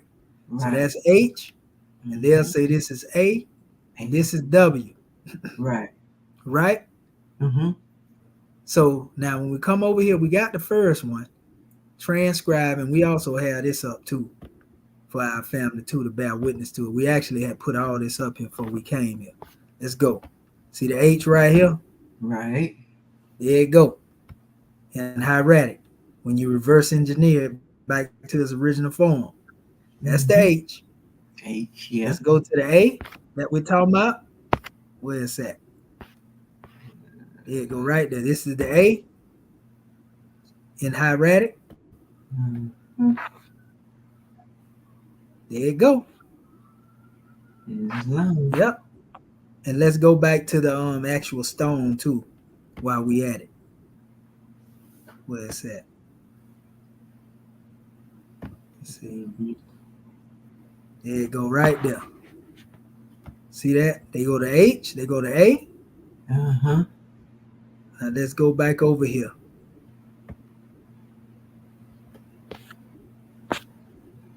They said it was from the 18th dynasty, right? Right. That's the 18th dynasty A, right there. There it is. Mm-hmm. Yeah, there it is. Right there. Right there. You go to W. Mm-hmm. That's the W. So that's H-A-W. My scribe didn't need this chart. Y'all already called it out before we even went here. Right. You know, so now let's go back over here and find the W. This is the quail chick. Remember that. Mm-hmm. You know, let's go look for the W. Let's go to the 18th dynasty. I already see it already. Right there. But we're going to keep going to the 18th dynasty because that's where it was attested to. There you go, right there. See all of them? Matter of fact, this one right here, or that one. Yeah. Whichever one of them you want. Mm-hmm. Right? Yeah. There you go, right there. Yeah. H-A-W. H-A-W. You know what I mean? And this is N, and this is A. This is tricky right here. Yeah. I'm going to show y'all this. What I had to do, I had to go over here for this. Let's see. We're going to go up here. I may be able to pull it up like this. Let's try and see if it'll let me do it this way. Look like it yields something. Okay, yeah, we yield there. Give it one here. There's another one here that gives me more than this. Okay. You can see the similarities right here, almost in this one, but it's another one. I'm going to just hit the N by itself because it brings more up and you'll see what I'm talking about. But it still yields N and A. And that's why you'll see why I put the N and A there. See? Okay, so here they go right here. This is going to be on the second page too, if I ain't. It was another page. Where is that page at? Parts. Yeah. Let me see. No, it wasn't this page. It's the other page. They had the same line. Pardon self. I want to say it came through this page. Let's see. Okay, yeah. I was able to find it. Where's that thing at? I had it. Let me see. Was it a capital N? You know what? Maybe what I did is I passed it and I got it mixed up with that other page. Okay, yeah, that's what it was.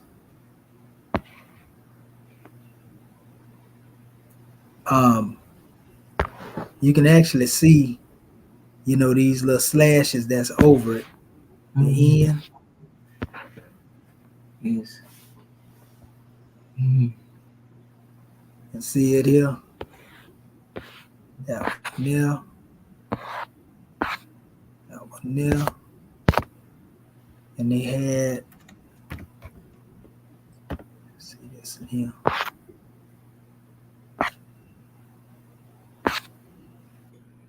Okay, that was the A1. Let me see. A. Let's see here.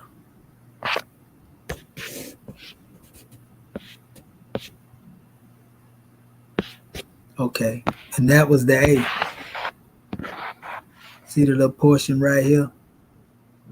Yeah. The symbols, that slash and the N and the A. Uh-huh. There's another measure that actually yield the N and the A. I don't know why I can't find it. But I'm showing you the two symbols, and that's what was here. It's still the same thing, so it's not a big deal. But there's a measure that actually shows this symbol. See here? Mm-hmm. N and A. Oh, okay. That's the N and the A. That's that the I was A. just showing you. Yeah. Okay. But they actually have one symbol that showed these together. Oh, but I was okay. either R and A or N and A, but it was actually N and A. So this HAW, N and A, now, Hona, and this Hen. This is HN. We already know this other N, so we don't even have to go there. Right. But so this is how I was able to find a lot of this, because I put a lot of this stuff right here up in my chart. Now I'm gonna go back up here and show you the R, because we know the R is right here. So I pull all of my signs out. That's the quickest way to do it. If you have something in front of you, just pull all the signs out. And I'm gonna go to the 18th dynasty and see, can we find that letter R? Okay, we're in the 18th. There it go. There it go right there. It's a whole bunch of them. Right. See them all up, different shapes. Now let's go back over here to the actual alphabet. See it there? Right. Mm-hmm. Man, we done got good with this thing, ain't we? Then this is your slash mark. I didn't put the slash mark in here. It is in there. But these are your two. This is this is your letter Y. Y. Yeah, so this is Y and W here. We already know this W, we just went to it. Y, let's go and show our Y in here. Go over to the letter Y, and it's right here. Now we want to go to the 18th dynasty. It's right there, actually. Hold up, man. What in the world? Scroll, you screen, you. Uh-oh. That got stuck. Yeah. Yeah, froze up on me. Oh, it's like you move. Okay, there we go. There we go. It done changed, so we good. So let's scroll down. Okay. They didn't show anything in the 18th dynasty per se, but actually above it, you can see it right here. Oh, see yeah. Two dashes. Yeah, the move two. They actually, you can see more of them right here. That is an 18th dynasty right there. Okay. There it is. I guess it didn't load up at the time. See it there? Uh-huh. Yeah, that's the two dashes. And then let's go back to our Ostraka. Right here. Two dashes under there. And then we know that's a P. P. Same thing, two dashes there. So that's Ray, and that's U. And then we already know this is a W right here. This is attested right over here. Even though we don't deal with pictorials, but we know that's where they're yielding the W from. Which is this same measure right here. Just like they got a W for the bird and the quail chick, this is also yielded as W.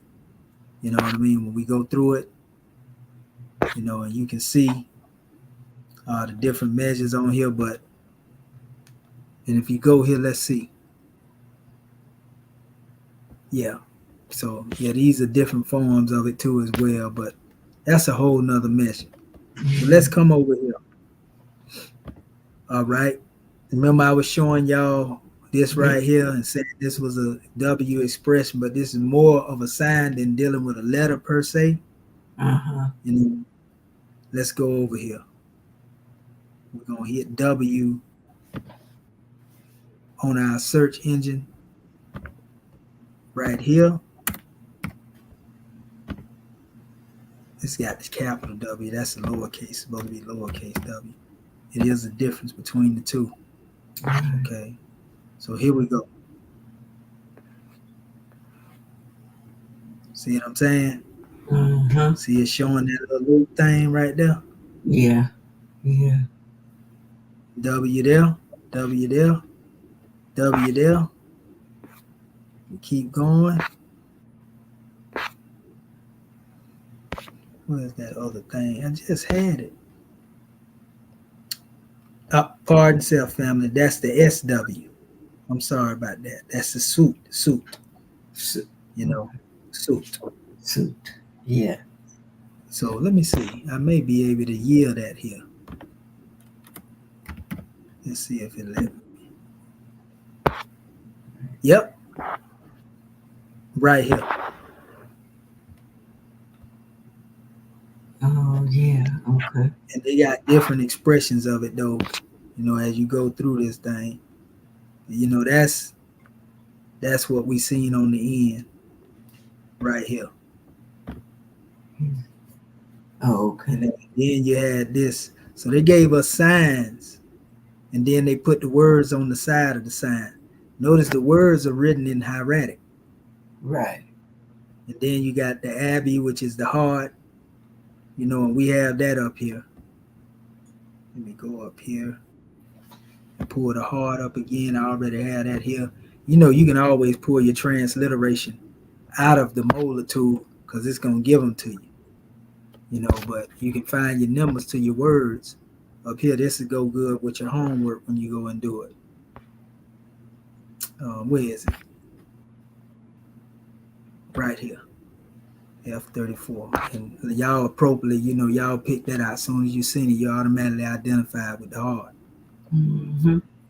So let us go back here. We already know that's the H. We know this is H because it corresponds with this. Okay, right here. We can type it in here. I already have it pulled up. We'll type it in and hit the search. And see they have one H here, but it's another one here that they should yield. Hold up. Wait a minute, pardon self. Go with the capital H. Okay, there we go, right there. Mm-hmm. Okay, you see it? Yeah. Uh-huh. The style of the letter. So now let us go back here.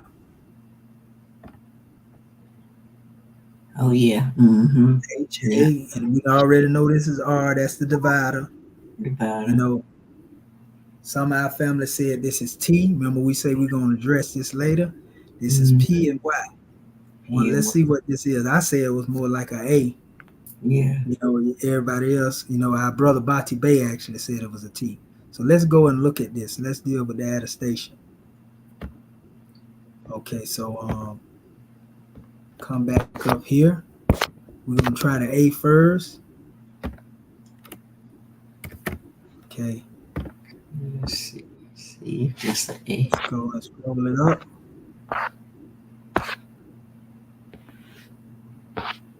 Was it this? It wasn't now. It was, let me see. Was it the capital A that I was going after? Let's see. Yeah, it had a couple of them on there. Okay, so you can look at these and see they get like kind of smaller, like, see what I'm saying? These symbols here. Let's go on. See nothing look like that little See Pointed this to one here? that one there. It'll kind of remind me of that one. They get smaller and smaller as we go through. Yeah. You know, these here couple will definitely go into that little area. I'm gonna go back to it, but see these here? They kind of look similar to that symbol a little bit. Mm-hmm. Let's go to the T and try Yeah. the T out. T. And then did we say a D also? Well, you know T and D is interchangeable. Yeah, right. Mhm. Let's see what that T gonna look like. Because I saw a lot of them in that papyri, and I couldn't put question marks by them if it Yeah, was a these are all T. your T's. Okay, right here. Okay. Let me go. Yeah, And we may end up going with the T because it Yeah. look, even though they look similar, I think Right. Bati Bay is on point, and Right. that's a good eye right there. Yeah. And Tepi sound good, and we know Tepi deal with time. Okay. Okay, so let me go over here and hit this. Yeah, I think I'm gonna go with the Tepi. I'm gonna go with what Bati Bay said because I see this as being closer to the symbol that he had in the one I had, TPY, Tepi. So this would be Hartepi. Yeah, so I'm gonna change that. Well, I think I already have it over there. Let's go back. Going back between them. See the T? Let's go over here. Yeah, I definitely see that.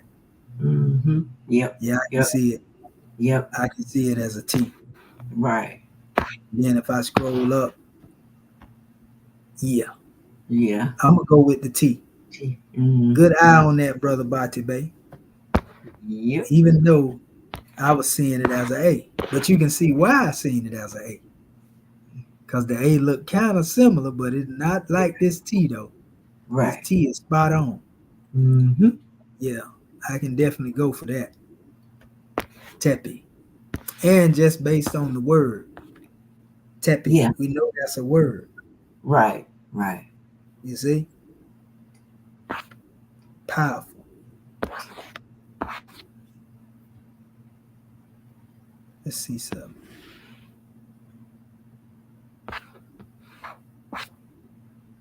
Okay. Yep.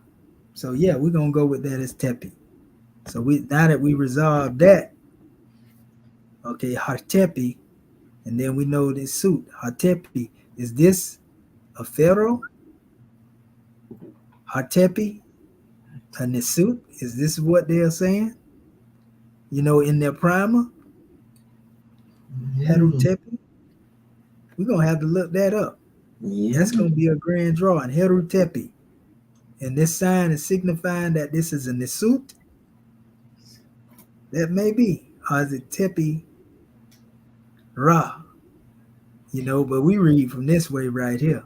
Right. We don't read toward this way right here. Or Tepi Ra. That's gonna be resolved by the time we get done. I'm gonna look that up myself. You know, and so this is Mu and this is An. Here we already know Mutna, pardon self. Mutna. We know this is Mut, this is Na. Right? Let's come over here. Where is it? Okay. Okay, this is okay. We went to this one. We already know this is Mut. That's your three measures here, MW. And then we had the Na, you know, which is the N. And we know this is actually N above A. So it actually be this N right here. This slash. Let's go back over here. We just seen the MW was this symbol. This is N. And then we know this is A right here. So we don't have to go there. Mutna. And then we have, you know, this mess. So we need to find out what these words mean. That's the homework. But this is, we already know N. We don't have to go there. We already in it. Then we have, this is Ib. You know, Ab, the heart. And this we seen is Heka, H and K. HKW or H and K, whichever one we want to draw from. And I'm going to show you why I said it's H and K or Q, because this is interchangeable. So let us go here, the app, and pull that up. And we're going to give it to Brother Bati Bay so he can take us out. So here we go here first. Let's do the IP. Should be able to pull this up. Okay. There it is right there. That's your IP, which is your heart symbol. You know. Okay. So let us go back. That's this. Then this HK or HQW. HQW. You know, this could be together. You know, but I'm seeing it as QW. You see? Let's try. Let's see what's going on here. Let's go to the H. We already had H pulled up here a few minutes ago. Okay, so let's go back. So that would be this H. Let's see. Okay, there we go there. Okay, and it'll be in the line of this same area. That's your H right there. Now, let's go and see why I say that.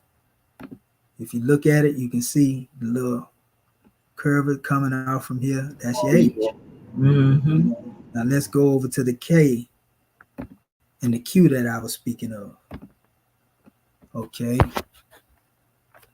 Let me see here. Let's hit it. We'll do the lowercase k. I think that's the one that's normally pulling for the Q and the K. Is it this one or is it capital K? No, it might be the capital K. Okay, there we go right there. Search. Okay.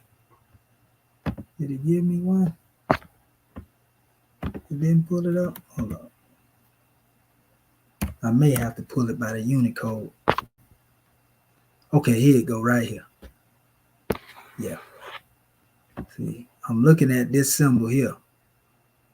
But if you go down through here, you'll see a some that definitely look exactly like that one that I showed. They had a big one up here. They got one over here that looks similar to it. We can put a question mark on it, but definitely look like a similarity of this one right here, though. You know, and that's where we yield, you know, the K, which is interchangeable. I put the Q in and it brought the K up. Okay? So that's what I was yielding to this particular measure here. You know, it could be something different, but I'm seeing that Q or that K, you know, the HK, and then this being the W. And the reason why we say that is when we come back over here. Let's see. Let's see. I just hit W and see if it comes here. Let's see.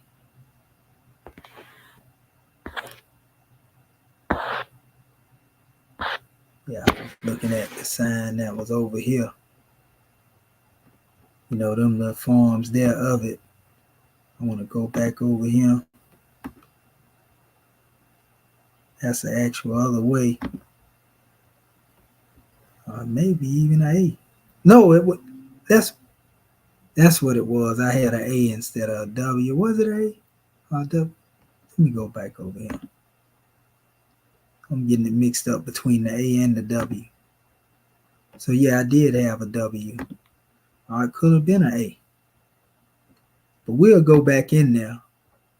Let me go back and see.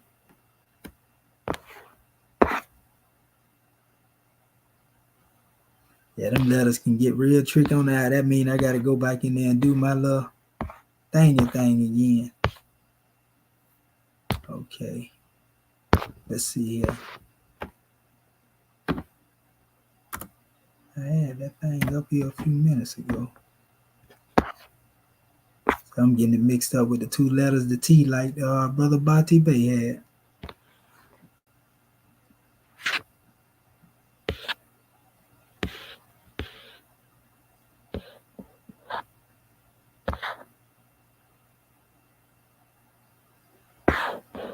You know what? That may even be it may even be a part of that letter and just be HK, or it could be another T.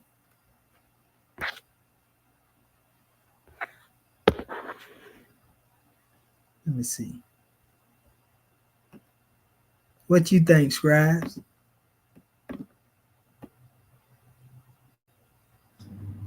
Islam, huh? That one there kind of puzzling, ain't it? I'm looking at A, K, T, and W. But we'll get into it. I got W here. But anyway, majority of them, every one of them, we done matched up. This one here a little hard there. This here I couldn't even find yet. We already know what symbol that is, so we ain't got to go into that. But you know, that's basically what it is, going word for word and going into these things. And also to mention,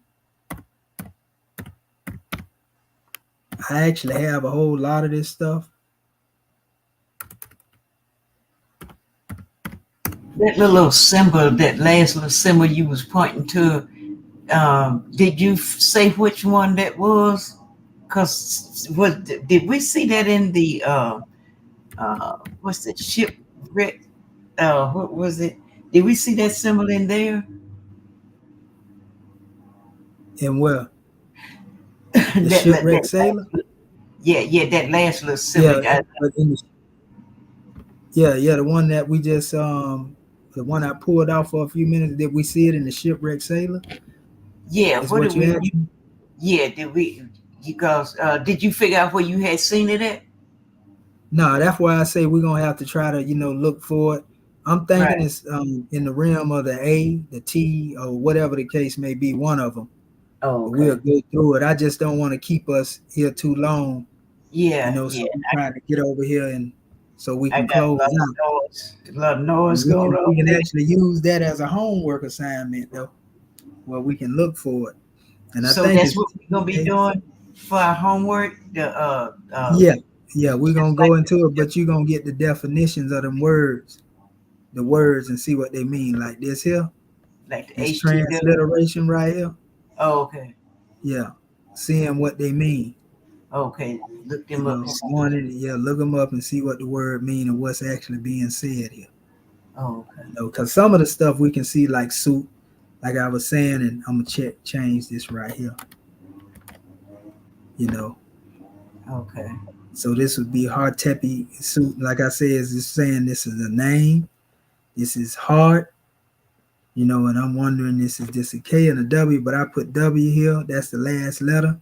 But we'll have our family look for that and try to find this symbol here as well. That's a question mark on it. And that is over here. This little piece here. This little fella here. Yeah. This little letter here. Yeah. So, that's going to be a part of the homework. So we already got the transliteration on here. You can even come back here to the video once we get done, and you'll find it if you need it. You're just going to try to find out the meaning behind this transliteration right here. Oh, okay. What it means. Remember, this ain't it. Everything behind that equal sign, you ain't got to do it. And this would have been behind the equal sign if we could have found the word in front of it. But all it had was this symbol. So, okay. The symbol that's down there on the end, which is the phallic symbol. So we already know what this represents because it's already there. Right. And I'm going to show you where I got this from real quick. It's A, T, K, and M, T. Okay, let me see right here. That is D52.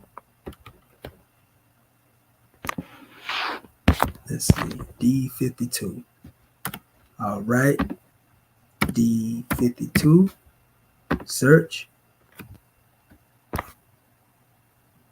Okay, and see what it says. A, T, K, and M, T. So I just put that in my transliteration over here.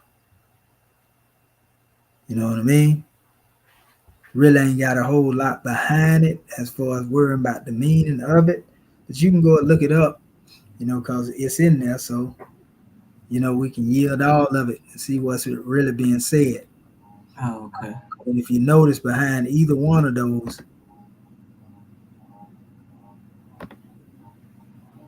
there's a comma. So I don't know if it's given an aspect of where you can choose either one of these sounds to represent that. But that's what it looked like to me, like either one of these sounds can represent that particular symbol in hieratic. Right. You see? Okay. So let's see.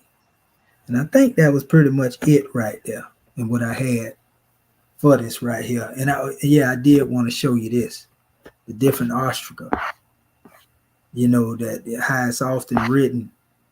It's all over the place. You can find this ostraca everywhere.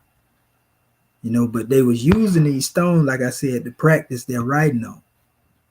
Like I say, like you normally use a chalkboard or something. And some of them, they just kept their inscription on. So once they mastered it, then they would put it on paper. See what I'm saying? This is another ostraca. So you can see it in some of these letters. You can look at it. You can see the Y. You can see that's NH. So that's yeah, neha, and that's neha again. Look like it's dealing with something about time. Look like this is a divider. This is N. Look like another divider. That's N, yeah. I can't really tell. I don't want to say that this is something that it ain't. See that little 2 looking symbol right there, which is going to be a T, probably.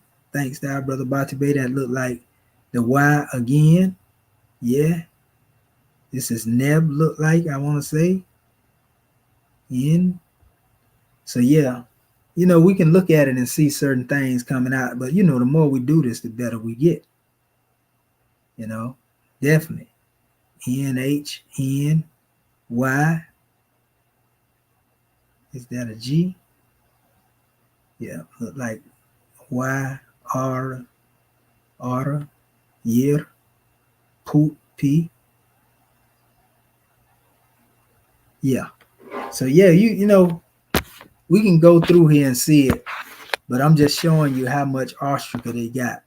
But the oldest alphabet, abecedary, as they call it, or the ABGD, was found with hieratic writing on it. So that being said, I'm gonna stop sharing my screen, and all is well, and we'll call forth our beloved brother Bati Bey now.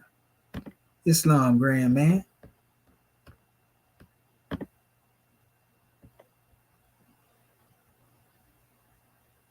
If you're speaking, we can't hear you, brother Bati Bey.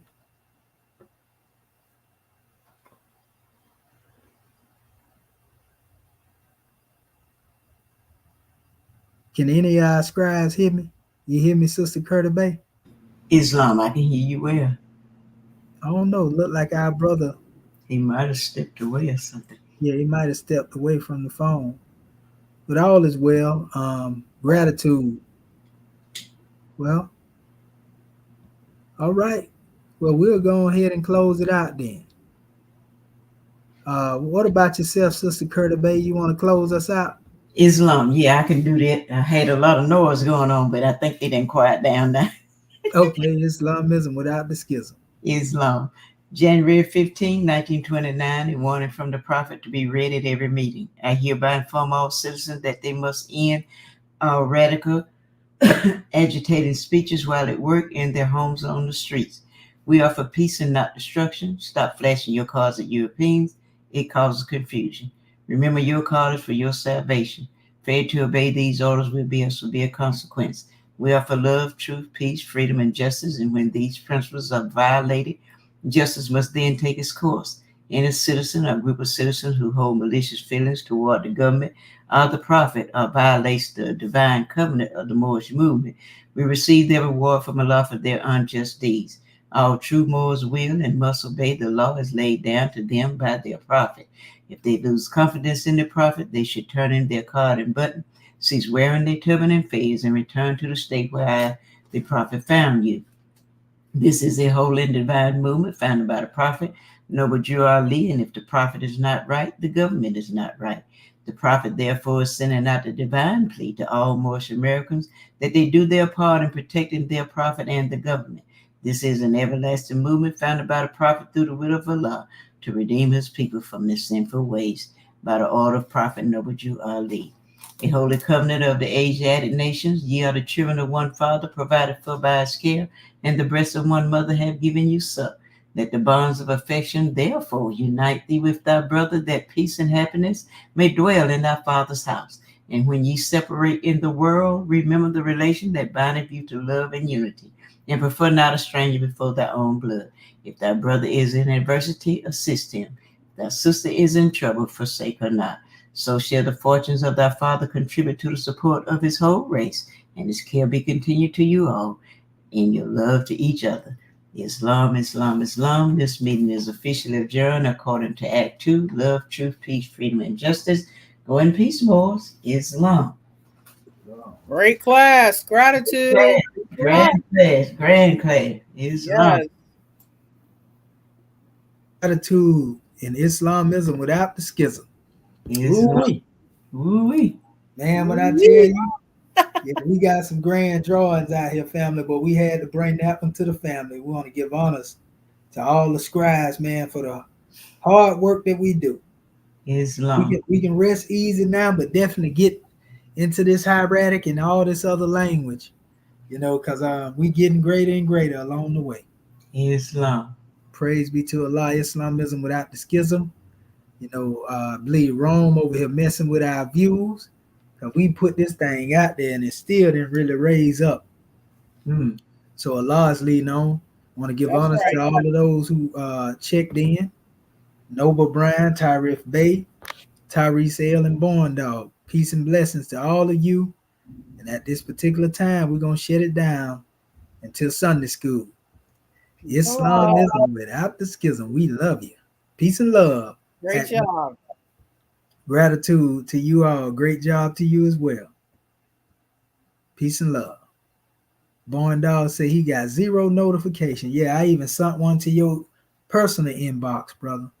Yeah, this is terrible, man. Rome hate this information I'm putting out here. So I'm going to tell you what it is, Born Dog. It's somebody flagging my channel, brother. You know what I mean? Because I don't get up here cursing. I don't disrespect nobody or none of that. You know what I mean? Ain't nowhere in the world, man, that, my channel being blocked from these algorithms like this here, bro. Unless somebody either reporting my channel low key, or they just don't want this information to get out there to y'all. You feel me? Because I'm showing you sources and everything to bike what I'm biking up, so they can't say it's misinformation. So what's the problem, brother? You feel me? Then they go to playing with my channel, messing with my channel. We know what time it is. I really don't care, about that there. I would like that our information get to reach more people. But I definitely know that something ain't right. But I'm going to keep doing what I do, though, and archive it for those who come behind us or whatever the case may be. Because I work for a living. I don't depend on, this as no living. So all is well. We'll see y'all in the next measure. Check it out, Born Dog.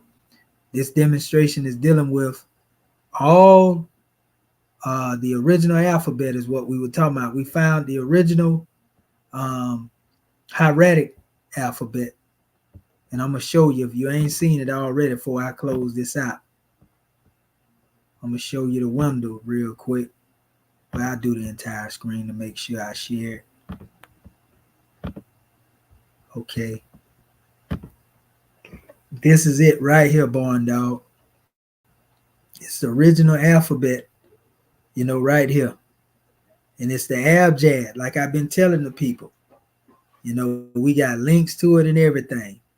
So you get a chance to go back and look at the video, you'll see it. So this is the oldest alphabet chart. And it existed long before they came up with these old pictorials that they come up with. So we got them. They can't tell you no different no more. Right here, brother.